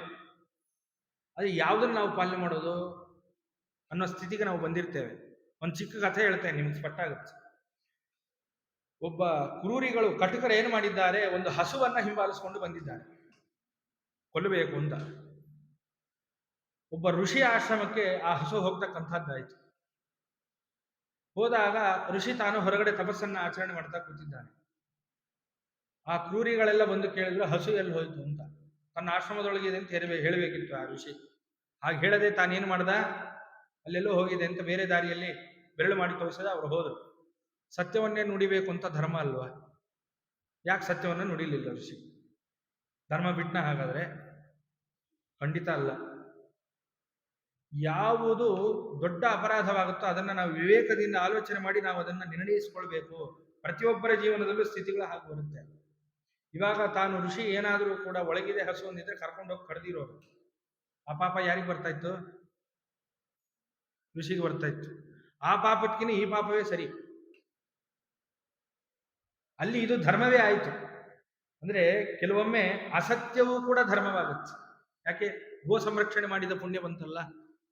ಸತ್ಯ ಹೇಳಬೇಕು ಅನ್ನೋದು ಸತ್ಯವೇ, ಹೌದು, ಸತ್ಯವನ್ನೇ ಹೇಳಬೇಕು. ಇಲ್ಲಿ ಅಸತ್ಯವೂ ಧರ್ಮವಾಯ್ತಲ್ಲ. ಹೇಗೆ ಅಂತಂದ್ರೆ ಗೋ ಸಂರಕ್ಷಣೆ, ಅದರಿಂದ ಅಸತ್ಯವೂ ಕೂಡ ಧರ್ಮವಾಯಿತು. ಹೇಗೋ ಹಾಗೆ ಭೀಮಸೇನ ದೇವರಿಂದ ಇದನ್ನೆಲ್ಲ ನಾವು ಎಲ್ಲರೂ ಕಲ್ತದ್ದು. ಆ ಸ್ಥಿತಿ ನಮ್ಮ ಜೀವನದಲ್ಲಿ ಬಂದೇ ಬರುತ್ತೆ, ಪ್ರತಿಯೊಬ್ಬರ ಜೀವನದಲ್ಲೂ ಕೂಡ. ಯಾವುದು ಧರ್ಮ, ಇದನ್ನ ನೋಡಿದ್ರೂ ಸರಿ ಅನ್ಸುತ್ತೆ, ಇದನ್ನ ನೋಡಿದ್ರು ಸರಿ ಅನ್ಸುತ್ತೆ, ಅದನ್ನ ನೋಡಿದ್ರು ಸರಿ ಅನ್ಸುತ್ತೆ. ಯಾವುದನ್ನ ಇಟ್ಕೋಬೇಕು? ಯಾವುದನ್ನ ಮಾಡಿದರೆ ಧರ್ಮ ಚೆನ್ನಾಗಿ ನಿಲ್ತಕ್ಕಂಥದ್ದಾಗುತ್ತೋ ಅದನ್ನ ನಾವು ನಿರ್ಣಯಿಸ್ಕೋಬೇಕು. ಅದನ್ನ ಇಲ್ಲಿ ಭೀಮಸೇನ ದೇವರು ಮಾಡಿ ತೋರಿಸಿತ್ತು. ಯಾವುದನ್ನ ನಾವು ನಿರ್ಣಯಿಸಿಕೊಂಡು ಹೆಜ್ಜೆಯನ್ನಿಟ್ರೆ ಧರ್ಮ ಸುರಕ್ಷಿತವಾಗಿರ್ಲಿಕ್ಕೆ ಸಾಧ್ಯ ಇದೆಯೋ ಆ ರೀತಿಯ ನಿರ್ಣಯಗಳನ್ನು ಕೈಗೊಂಡ್ರೆ ಅವಾಗ ನಾವು ವಿವೇಕದಿಂದ ಈ ಸ್ಥಿತಿಯನ್ನು ದಾಟಿದಂತೆ. ಅದನ್ನೆಲ್ಲ ಭೀಮಸೇನ ದೇವರು ಮಾಡಿ ತೋರಿಸಿದ್ದಾರೆ. ಆದ್ದರಿಂದ ಆ ರೀತಿಯಾಗಿ ಇದ್ರೂ ಕೂಡ ಎಂದೂ ಕೂಡ ಆ ಧರ್ಮದ ಚ್ಯುತಿ ಅನ್ನೋದು ಆಗಲೇ ಇಲ್ಲ. ದುರ್ಯೋಧನಾದಿಗಳು ಏನಿದ್ದಾರೋ ವಸ್ತುಗತ್ಯ ಅವರೆಲ್ಲರೂ ಕೂಡ ವಧಾರ್ಹರೇ, ಅವರನ್ನು ವಧೆ ಮಾಡಲೇಬೇಕು. ಆದರೂ ಕೂಡ ಅವರನ್ನ ವಧಿಸ್ತಿಲ್ವಲ್ಲ ಭೀಮಸೇನ ದೇವರು. ಅವಾಗಲೇ ಹೊಡೆದು ಬಿಟ್ಟಿದ್ದರೆ ಆಗೋಗಿರೋದು. ಆದರೂ ಕೂಡ ಅವಾಗ ಸಂಹಾರ ಮಾಡಲಿಲ್ಲ. ಯಾಕೆ ಅಂತ ಪ್ರಶ್ನೆ ಮಾಡಿದರೆ, ಮೊದಲೇನೆ ಅವರನ್ನೆಲ್ಲರನ್ನೂ ಕೂಡ ಕೊಂದ ಅಂತಾದ್ರೆ ಭೀಮಸೇನ ದೇವರು ಅವರ ದುರ್ಗುಣ ಹೊರಗೆ ಬರೋಲ್ಲ. ಈಗ ನೋಡ್ರಿ, ಒಬ್ಬ ವ್ಯಕ್ತಿ ಇದ್ದಾನೆ, ನನಗೆ ಗೊತ್ತು ಆ ವ್ಯಕ್ತಿ ಕೆಟ್ಟವನು ಅಂತ. ನಾ ಹೋದೆ, ಶಿಕ್ಷೆಯನ್ನು ಮಾಡಿದೆ. ಆ ವ್ಯಕ್ತಿಯ ಬಗ್ಗೆ ಯಾರಿಗೂ ಏನು ಗೊತ್ತಿಲ್ಲ. ಎಲ್ಲರೂ ಏನ್ ಮಾತಾಡ್ತಾರೆ ನನ್ನ ಬಗ್ಗೆ? ಏನಪ್ಪ ಸುಮ್ಮನೆ ಆ ವ್ಯಕ್ತಿಯನ್ನು ಹೊಡೆದು ಬಿಟ್ರು, ಯಾಕೆ ಸುಮ್ಮನೆ ಹೊಡಿಬೇಕಾಗಿತ್ತು? ಏನೋ ಎತ್ತ, ಆ ವ್ಯಕ್ತಿ ಅವನ ಪಾಡಿಗೆ ಅವನಿದ್ದ, ಆ ವ್ಯಕ್ತಿನ ಹೊಡೆದ್ರು ಅಂತಾರೆ ಜನ. ಅದೇ ಅವನ ದುರ್ಗುಣಗಳು 10 ಜನಕ್ಕೆ ಗೊತ್ತಿದ್ರೆ ಸರಿಗಾಯ್ತು ಅವನಿಗೆ ಅಂತಂತಾರೋ ಇಲ್ಲೋ? ಹಂಗೆ ಇಲ್ಲೂ ಕೂಡ ದುರ್ಯೋಧನನ್ನ ಅವಾಗೆ ಹೊಡೆದಿದ್ರೆ ಅವನ ದುರ್ಗುಣಗಳು ಸಮಾಜಕ್ಕೆ ಗೊತ್ತಾಗೋದು ಯಾವಾಗ? ಸಮಾಜಕ್ಕೆ ಅವನ ದುರ್ಗುಣಗಳು ಗೊತ್ತಾದ್ರೆ ತಾನೇ ಮುಂದಿಂದು. ಆ ಎಲ್ಲ ದುರ್ಗುಣಗಳು ಗೊತ್ತಾದ್ರೆ ಅವಾಗ ಹೊಡೆದ್ರೆ ಜನ ತಗೋತಾರೆ. ಇಲ್ಲೋದ್ರೆ ಜನ ತಗೊಳ್ಳಲ್ಲ. ಅದಕ್ಕೆ ನೋಡ್ರಿ ನಮ್ಮಲ್ಲಿ ಯಾರಿಗೂ ಅವನ ಹೆಸರು ಇಡೋದೇ ಇಲ್ಲ ನಾವು. ಅಷ್ಟು ದುಷ್ಟ ಅಂತ ನಮ್ಗೆ ಗೊತ್ತು. ಯಾಕೆ? ಅಷ್ಟು ದುರ್ಗುಣಗಳನ್ನ ಹೊರಗೆ ತರಿಸಿ ಆಮೇಲೆ ಕೃಷ್ಣ ಭೀಮಸೇನ ದೇವರ ಮೂಲಕ ಅವನನ್ನು ಸಂಹಾರ ಮಾಡಿಸಿದ್ರು. ಅದರಿಂದ ಕೆಟ್ಟವರು ದುರ್ಗುಣ ಹೊರಗೆ ಬಂದ ಮೇಲೆ ಸಂಹಾರ ಮಾಡಿದರೆ ಜನ ಅನ್ನೋದಿಲ್ಲ. ಆದ್ರಿಂದ ಅವನ ದುರ್ಗುಣ ಎಲ್ಲವೂ ಕೂಡ ಬೆಳಕಿಗೆ ಬರಬೇಕು. ಆದ್ರಿಂದ ಸ್ವಲ್ಪ ಕಾಯಬೇಕು ಎನ್ನುವ ದೃಷ್ಟಿಯಿಂದ ಶ್ರೀಹರಿಯ ಆಜ್ಞೆಯೂ ಇತ್ತು, ಶ್ರೀಹರಿಯ ಸಂಕಲ್ಪವೂ ಇತ್ತು. ಆದ್ರಿಂದ ಧರ್ಮರಾಜನನ್ನ ಅಣ್ಣನನ್ನಾಗಿ ಹುಟ್ಟಿಸಿಬಿಟ್ರೆ ಇದೆಲ್ಲವೂ ಕೂಡ ಭೀಮಸೇನ ದೇವರ ಅಣ್ಣನ ಆಜ್ಞೆಯಂತೆ ಭೀಮಸೇನ ದೇವರ ಎಲ್ಲದಕ್ಕೂ ಸುಮ್ಮನಿರ್ಲಿಕ್ಕಾಗತ್ತೆ. ಹೌದಾ? ಈಗ ಅವರೇ ಆಗಿದ್ದಿದ್ರೆ ಹೋಗಿ ಒತ್ತಾ ಹೊಡೆದು ಮುಗಿಸ್ಬಿಟ್ಟಿರೋರು. ಈಗ ಅಣ್ಣ ಒಬ್ಬ ಇದಾದ ಮೇಲೆ ಅಣ್ಣನ ಮಾತು ಕೇಳಬೇಕು, ಧರ್ಮ ಎಂದು ಬಿಡುವರಲ್ಲ. ಅದಕ್ಕೋಸ್ಕರ ಧರ್ಮರಾಜನನ್ನ ಅಣ್ಣನನ್ನಾಗಿ ಮಾಡಿಬಿಟ್ರೆ ಇದೆಲ್ಲದಕ್ಕೂ ಕೂಡ ಎಲ್ಲೆಲ್ಲಿ ಏನೇನು ಮಾಡಬೇಕು ಅದನ್ನ ಧರ್ಮರಾಜ ಮಾಡ್ತಕ್ಕಂಥವನಾಗ್ತಾನೆ. ಆಗ ಎಲ್ಲಿ ಏನು ಭೀಮಸೇನ ದೇವರಿಗೆ ಮಾಡಿಸ್ಬೇಕು ಅದು ದೇವರು ಮಾಡಿಸ್ಬೋದು ಅನ್ನುವ ದೃಷ್ಟಿಯಲ್ಲಿ ಧರ್ಮರಾಜನನ್ನ ಅಣ್ಣನಾಗಿ ಪರಮಾತ್ಮ ಹುಟ್ಟಿಸಿದ ಅಂತ. ಆದರೂ ಕೂಡ ಭೀಮಸೇನ ದೇವರಿಗೆ ಪರಮಾತ್ಮನ ಚಿತ್ತ ಗೊತ್ತಿಲ್ವಾ? ವಾಯುದೇವರ ಗುಣವೇ ಅದಲ್ಲ. ಚಿತ್ತವೃತ್ತಿ ಮನೋವೃತ್ತಿ ಮಾನಿವ ಅಂತ. ಪರಮಾತ್ಮನ ಚಿತ್ತವನ್ನು ತಿಳಿದು ಕೆಲಸವನ್ನು ಮಾಡ್ತಾರಂತೆ. ಆದರೂ ಅಷ್ಟು ಪರಮಾತ್ಮನ ಚಿತ್ತ ಏನು ಅಂತ ಗೊತ್ತಿದ್ರೂ ಸಹಿತ ಅವರು ಮುಂದುವರಿಯೋದಿಲ್ಲ. ಹಾಗಾದ್ರೆ ಇದು ಜಗತ್ತಿಗೆ ಗೊತ್ತಾಗೋದು ಹೇಗೆ? ಅದಕ್ಕೆ ಧರ್ಮರಾಜನ ಅಣ್ಣನನ್ನಾಗಿ ಮಾಡಿಬಿಟ್ರೆ, ಅಣ್ಣ ಹೇಳಿದ್ದಾನೆ ಅದಕ್ಕೆ, ಅಣ್ಣ ಹೇಳಿದ್ದಾನೆ ಅದಕ್ಕೆ ಅಂತ ಅಲ್ಲಿಗಲ್ಲಿ ಮುಗಿದೋಗುತ್ತೆ. ಇಲ್ಲಾಂದ್ರೆ ಭೀಮಸೇನ ದೇವರ ಮೇಲೆ ಕಳಂಕ ಬರ್ಲಿಕ್ಕೆ ಶುರುವಾಗುತ್ತೆ. ಈಗ ದ್ರೌಪದಿ ವಸ್ತ್ರಾಪಹರಣ ಆಗಬೇಕಾದ್ರೂ ಕೂಡ ಧರ್ಮರಾಜನ ಮಾತು ಕೇಳಿ ಸುಮ್ಮನಿದ್ರ ಭೀಮಸೇನ ದೇವರು. ಕೃಷ್ಣ ಏನ್ ಮಾಡ್ಬೇಕು ಅದನ್ನ ಮಾಡೇ ಮಾಡ್ತಾನೆ ಅಂತ ಗೊತ್ತು ಸುಮ್ಮನಿದ್ರ. ಕೃಷ್ಣ ಏನ್ ಮಾಡ್ಬೇಕು ಅದನ್ನ ಮಾಡೇ ಮಾಡ್ತಾನೆ ಅಂತ ಗೊತ್ತು ಸುಮ್ಮನಿದ್ರೆ ಹೊರತು ನಮಗ್ ನೋಡುವವರಿಗೆ ಧರ್ಮರಾಜ ತಡಿತಾ ಇದ್ದಾನೆ ಅಂತ ಅಷ್ಟೇ. ಇದೆಲ್ಲವೂ ನಡಿಬೇಕಲ್ಲ, ಅದಕ್ಕೋಸ್ಕರ ಅಣ್ಣನನ್ನಾಗಿ ಮಾಡಿದ್ದಾನೆ ಧರ್ಮರಾಜನ. ಯಾರು? ಕೃಷ್ಣ ಪರಮಾತ್ಮ. ಎಲ್ಲ ಕೃಷ್ಣ ಪರಮಾತ್ಮನ ಚಿತ್ತವನ್ನ ತಿಳಿದು ಮಾಡುವಂತಹ ಮಹಾನುಭಾವರು ವಾಯುದೇವರು. ಅವರಿಗೆ ಇದೆಲ್ಲ ಏನು ಬೇಡ. ಆದರೂ ಕೂಡ ಲೋಕಕ್ಕೆ ತಿಳಿಯುವಂತೆ ಧರ್ಮರಾಜನನ್ನ ಅಣ್ಣನನ್ನಾಗಿ ಮಾಡಿ, ಭೀಮಸೇನ ದೇವರನ್ನ ತಮ್ಮನನ್ನಾಗಿ ಮಾಡಿ, ಎಲ್ಲವನ್ನು ಧರ್ಮ ಉಳಿಯುವಂತೆ ಆ ಕೃಷ್ಣ ಪರಮಾತ್ಮನ ಅನುಗ್ರಹದಿಂದ ಭೀಮಸೇನ ದೇವರು ನಡ್ಕೊಳ್ತಾ ಇದ್ರು ಅನ್ನುವ ಮಾತನ್ನು ಹೇಳ್ತಾರೆ. ಈ ದುರ್ಯೋಧನಾದಿಗಳೆಲ್ಲರೂ ಕೂಡ ಇವಾಗಲೇ ವದಾರ್ಹರ ಅವರು. ಹಾಗಾದ್ರೆ ಕೆಟ್ಟ ಗುಣಗಳು ಹೊರಗೆ ಬಂದಿಲ್ವಾ? ಇವಾಗಲೇ ಕೊಂದು ಬಿಡ್ಬೋದು ಅಂತ ಹೇಳ್ತಾ ಇದ್ದೀರಲ್ಲ ದುರ್ಯೋಧನನ್ನ. ದುಷ್ಟ ಕಾರ್ಯ ಮಾಡೇ ಇಲ್ವಾ ದುರ್ಯೋಧನ? ಹಾಗಾದ್ರೆ ಮಾಡಿದಾನೆ, ಅವಾಗಲೇ ಮಾಡಿದಾನೆ. ಏನು ಮಾಡಿದಾನೆ? ಭೀಮಸೇನ ದೇವರಿಗೆ ವಿಷಪ್ರಯೋಗ ಮಾಡಿದ. ಅದೆಲ್ಲ ಮುಂದೆ ವಿಷಯಗಳು ಬರುತ್ತೆ. ಭೀಮಸೇನ ದೇವರ ಇನ್ನಿಷ್ಟು ಬಲವನ್ನು ವರ್ಣನೆ ಮಾಡಬೇಕಾದ್ರೆ ನಾವು ಚಿಂತನೆ ಮಾಡೋಣ. ಭೀಮಸೇನ ದೇವರಿಗೆ ವಿಷಪ್ರಾಶನವನ್ನು ಮಾಡಿಸಿದ್ದ. ಆಮೇಲೆ ಅನೇಕ ಸರ್ಪಗಳನ್ನು ಬಿಟ್ಟಿದ್ದ ಭೀಮಸೇನ ದೇವರ ಮೇಲೆ. ಇದೆಲ್ಲವೂ ಕೂಡ ಇತ್ತು. ಆದ್ರಿಂದ ಎಷ್ಟೋ ದುಷ್ಟ ಕಾರ್ಯಗಳನ್ನ ತಾನು ಮಾಡಿದ್ದ ದುರ್ಯೋಧನ. ಭೀಮಸೇನ ದೇವರಿಗೆ ಮಾಡಿಬಿಟ್ರೆ ದುಷ್ಟ ಕಾರ್ಯ ಆಗುತ್ತಾ? ಖಂಡಿತ ಆಗುತ್ತೆ. ಯಾರು ವಾಯುದೇವರ ಬಗ್ಗೆ ಮತ್ತೆ ದೇವರ ಬಗ್ಗೆ ವ್ಯತ್ಯಾಸವಾಗಿ ನಡ್ಕೊಳ್ತಾರೋ ಅವರೆಲ್ಲ ದುಷ್ಟರೇ ಅಲ್ವಾ? ಈಗ ಭೀಮಸೇನ ದೇವರ ಬಗ್ಗೆ ತಾನು ದುರ್ಯೋಧನ ವ್ಯತ್ಯಾಸವಾಗಿ ನಡೆದಿದ್ದಾನಾದ್ರಿಂದ ದುರ್ಯೋಧನ ದುಷ್ಟನೇ, ಆದ್ರಿಂದ ಅವನ ಸಂಹಾರಕ್ಕೆ ಅರ್ಹನೇ. ಆದರೆ ಲಕ್ಷಾಗ್ರಹ, ಜೂತ ಮುಂತಾದ ಮಹಾ ಕೆಲಸಗಳು ನಡಿಬೇಕಾಗಿದೆ. ಇನ್ನ ಅರಿಗಿನ ಮನೆಯಲ್ಲಿ ಕೊಟ್ಟ ತೊಂದರೆಗಳು, ದ್ಯೂತದಿಂದ ಕೊಡುವ ತೊಂದರೆಗಳು, ವನವಾಸದಲ್ಲಿ ಕೊಟ್ಟ ತೊಂದರೆಗಳು ಎಲ್ಲವೂ ಇರಬೇಕಲ್ಲ. ಸಾಸಿವೆ ಕಾಳಷ್ಟು ಕೊಡಲ್ಲ, ಈ ಎಲ್ಲ ಮಾತುಗಳು ಎಲ್ಲ ಅವನ ದುಷ್ಟ ಗುಣಗಳು ಎಲ್ಲ ಹೊರಗೆ ಬರಬೇಕಾದ್ದರಿಂದ ತಾನೇನು ಮಾಡಿದ್ದಾನೆ? ಆ ಒಂದು ಪರಮಾತ್ಮನ ಚಿತ್ತವನ್ನು ತಿಳಿದೇ ಭೀಮಸೇನ ದೇವರು ಆ ವಧೆಯನ್ನ ಮಾಡಲಿಲ್ಲ ಅಂತ ನಾವು ತಿಳ್ಕೊಳ್ಬೇಕು ಅಂತ. ಹೀಗೆ ಅದ್ಭುತವಾದಂತಹ ಧರ್ಮ ಪ್ರಜ್ಞೆ ಭೀಮಸೇನ ದೇವರದ್ದಾಗಿತ್ತು. ಅದನ್ನು ವಾದಿರಾಜರು ಕೂಡ ಬಿಡಿಸ್ತಾರೆ. ಸುಯೋಧನಾದಿಷು ಹಂತವ್ಯತಾ ಮುಪಗದೇಶು ಸತ್ಸು ತೇಷಾಂ ವಧಮನ್ಯೋ ನಿಜಧರ್ಮೋ ಭವೇದೇವ ಹಿ ತಥಾ ಹಿ ಪೂರ್ವಮಿದಾನಿಂ ಅಸ್ಮದುಚ್ಚಾಟನಾಖ್ಯ ಅಪರಾಧ ಸಮಯೇ. ಅಂದ್ರೆ ಆ ಒಂದು ನಮ್ಮನ್ನ ಉಚ್ಚಾಟನೆ ಮಾಡಬೇಕು ಎನ್ನುವಂಥ ಅಪರಾಧ ಸಮಯದಲ್ಲೇನೆ ಸುಯೋಧನಾದಿಗಳನ್ನ ಸಂಹಾರ ಮಾಡಬಹುದಾಗಿತ್ತು. ಯಾಕೆ ಮಾಡಲಿಲ್ಲ? ಅವರ ದುಷ್ಟ ಗುಣಗಳು ಹೊರಗೆ ಬರಲಿ, ಆಮೇಲೆ ಸಂಹಾರ ಮಾಡ್ತೇನೆ ಅನ್ನುವ ಉದ್ದೇಶದಿಂದ ಏನು ಮಾಡಿದ್ದಾರೆ? ಅವನನ್ನು ಬಿಟ್ಟಿದ್ದಾರೆ ಹೊರತು ವಸ್ತುತಸ್ತು ಬಿಡಬೇಕು ಅಂತ ಬಿಟ್ಟಿದ್ದಲ್ಲ ಅಂತ. ಈ ರೀತಿಯಾದಂತಹ ಅದ್ಭುತವಾದ ಧರ್ಮ ಪ್ರಜ್ಞೆ ಭೀಮಸೇನ ದೇವರದ್ದಾಗಿತ್ತು ಅನ್ನುವ ಮಾತನ್ನ ತಿಳಿಸ್ತಕ್ಕಂಥವರಾಗ್ತಾರೆ. ಮುಂದೆ ಭೀಮಸೇನ ದೇವರಿಗೆ ಬಾಲ್ಯದಲ್ಲೇ ಎಷ್ಟು ಬಲ ಇತ್ತು ಭೀಮಸೇನ ದೇವರಿಗೆ ಅನ್ನುವ ಒಂದು ಶ್ಲೋಕಕ್ಕೆ ಸಂಬಂಧಪಟ್ಟ ವಿಷಯವನ್ನ ಇವತ್ತು ಕೇಳಿ ನಾವು ನಮ್ಮ ಉಪನ್ಯಾಸವನ್ನ ಪರಮಾತ್ಮನಿಗೆ ಸಮರ್ಪಣೆ ಮಾಡೋಣ. ವೈಚಿತ್ರ ವೀರ್ಯತನಯಾಃ ಕೃಪತೋ ಮಹಸ್ತ್ರಾಣ್ಯ ಪಾಂಡುತನಯೈಃ ಸಹ ಸರ್ವರಾಜ್ಞಾಂ ಪುತ್ರಾಶ್ಚ ತತ್ರ ವಿವಿಧ ಅಪಿ ಬಾಲಚೇಷ್ಟಾಃ ಕುರುವತ್ಸು ವಾಯುತನಯೇನ ಜಿತಾಃ ಸಮಸ್ತಾಃ. ಏನು ಮಾಡಿದ್ದಾರೆ ಅಂತಂದ್ರೆ, ಬಾಲ್ಯದಲ್ಲೇನೆ ಕೌಮಾರಾವಸ್ಥೆಯಲ್ಲಿದ್ದಾಗಲೇನೆ ಎಲ್ಲ ಪಾಂಡವರೊಂದಿಗೆ ಬೇರೆ ಬೇರೆ ಎಲ್ಲ ರಾಜಕುಮಾರರು ಏನು ಮಾಡಿದ್ದಾರೆ? ಕೃಪಾಚಾರ್ಯರಿಂದ ಒಳ್ಳೆ ಮಹಾಸ್ತ್ರಗಳನ್ನು ಪಡ್ಕೊಂಡಿದ್ದಾರಂತೆ. ಯಾರು ಇವರೆಲ್ಲರೂ ಕೂಡ ಮಹಾಸ್ತ್ರಗಳನ್ನು ಪಡೆದುಕೊಂಡು ಅವರಿಂದ ಎಲ್ಲ ಮಹಾಸ್ತ್ರದ ಉಪದೇಶಗಳನ್ನು ಪಡೆದುಕೊಂಡು ಏನು ಮಾಡಿದ್ದಾರೆ? ಅವರು ನಾನಾ ಬಗೆಯ ಬಾಲಚೇಷ್ಟೆಗಳನ್ನು ಮಾಡಬೇಕು. ಎಲ್ಲರೀಗ ಬಾಲಕರಾದ್ರಿಂದ ಅವರೆಲ್ಲರೂ ಒಟ್ಟಿಗೆ ಸೇರಿಕೊಂಡು ಬಾಲಚೇಷ್ಟೆಗಳನ್ನು ಮಾಡಬೇಕು. ಅದರಿಂದ ನಾನಾ ಬಗೆಯಾಗಿ ಎಲ್ಲರೂ ಸೇರಿ ಬಾಲಚೇಷ್ಟೆಗಳನ್ನು ಮಾಡಬೇಕು ಎನ್ನುವ ಉದ್ದೇಶದಿಂದ ಅವರೆಲ್ಲರೂ ಕೂಡ ಬಾಲ್ಯದ ಕ್ರೀಡೆಗಳನ್ನು ಆಡಲಿಕ್ಕೆ, ವಿವಿಧ ಒಂದು ಆಟಿಕೆಗಳನ್ನು ಆಡಲಿಕ್ಕೆ ಎಲ್ಲದಕ್ಕೂ ಕೂಡ ಎಲ್ಲರೂ ಬಂದು ಸೇರಬೇಕು. ಸೇರಿದಾಗ ಭೀಮನೂ ಬರಬೇಕು ಆ ಆಟಕ್ಕೆ. ಭೀಮಸೇನ ದೇವರು ಬಂದ್ರೆ ಎಲ್ಲರನ್ನ ಸೋಲಿಸಿಟ್ಟು ಬಿಡಬೇಕು. ಅಂದ್ರೆ ಬಾಲ್ಯದಲ್ಲೇನೆ ಆಟ ಆಡುವ ಒಂದು ಕಾಲದಲ್ಲೇನೆ ಎಲ್ಲರನ್ನ ಸೋಲಿಸಿ ಅವರೆಲ್ಲರಿಗಿಂತಲೂ ಕೂಡ ಜಯಶೀಲರಾಗಿ ಇದ್ದಂತಹ ವ್ಯಕ್ತಿತ್ವ ಆ ಭೀಮಸೇನ ದೇವರದ್ದಾಗ್ತಾ ಇತ್ತು. ಆದ್ರಿಂದ ಭೀಮಸೇನ ದೇವರ ಪಾಂಡಿತ್ಯ ಹೇಗಿತ್ತು ಅನ್ನೋದಕ್ಕೆ ಧರ್ಮ ಪ್ರಜ್ಞೆ ಎಲ್ಲವೂ ಕೂಡ ಪಾಂಡಿತ್ಯಕ್ಕೆ ಸೇರ್ತಕ್ಕಂಥದ್ದಾದ್ರಿಂದ ಆ ಭೀಮಸೇನ ದೇವರ ಧರ್ಮ ಪ್ರಜ್ಞೆ ಹೇಗಿತ್ತು ಅನ್ನೋದನ್ನು ನಾವು ಚಿಂತನೆ ಮಾಡಿದ್ವಿ. ಮತ್ತೆ ಆ ಭೀಮಸೇನ ದೇವರು ಬಾಲ್ಯದಲ್ಲಿ ಎಲ್ಲ ರಾಜಕುಮಾರರೊಟ್ಟಿಗೆ ಸೇರಿ ಆಟ ಆಡಬೇಕಾದರೂ ಕೂಡ ಎಂದೂ ಪರಾಜಿತರಾಗಿರಲಿಲ್ಲ. ಎಲ್ಲರನ್ನ ಪರಾಜಯಗೊಳಿಸ್ತಾ ಇದ್ರು ಭೀಮಸೇನ ದೇವರು ಅಂತ. ಹೀಗೆ ಭೀಮಸೇನ ದೇವರ ಬಾಲ್ಯದಲ್ಲೂ ಅಷ್ಟು ಬಲಿಷ್ಠರಾಗಿದ್ರು ಅಂತ. ಅವರು ಹೇಗೆ ಎಲ್ಲರನ್ನ ಸೋಲಿಸ್ತಾ ಇದ್ರು, ಯಾವ್ದ್ಯಾವ್ದ್ರಲ್ಲಿ ಸೋಲಿಸ್ತಾ ಇದ್ರು, ಹೇಗೆ ತಮ್ಮ ಬಲದಿಂದ ಎಲ್ಲರನ್ನ ಜಯಿಸ್ತಾ ಇದ್ರು, ಎಲ್ಲ ವಿಷಯಗಳನ್ನ ನಾವು ನಾಳೆ ದಿನ ವಿಶೇಷವಾಗಿ ಕೇಳೋಣ ಅಂತ ಹೇಳ್ತಾ ಇವತ್ತಿನ ಈ ಉಪನ್ಯಾಸವನ್ನ ಅಸ್ಮದ್ಗುರುವಂತರ್ಗತ ರಾಘವೇಂದ್ರ ತೀರ್ಥ ಗುರುವಂತರ್ಗತ ಭಾರತೀ ರಮಣ ಮುಖ್ಯ ಪ್ರಾಣಾಂತರ್ಗತನಾದಂತಹ ಆ ಪರಮಾತ್ಮನಲ್ಲಿ ನನ್ನ ಈ ವಾಕ್ಯಸಮಗಳನ್ನು ಸಮರ್ಪಣೆ ಮಾಡ್ತೇನೆ. ಶ್ರೀಕೃಷ್ಣಾರ್ಪಣಮಸ್ತು, ಶ್ರೀಮಧ್ವೇಶಾರ್ಪಣಮಸ್ತು.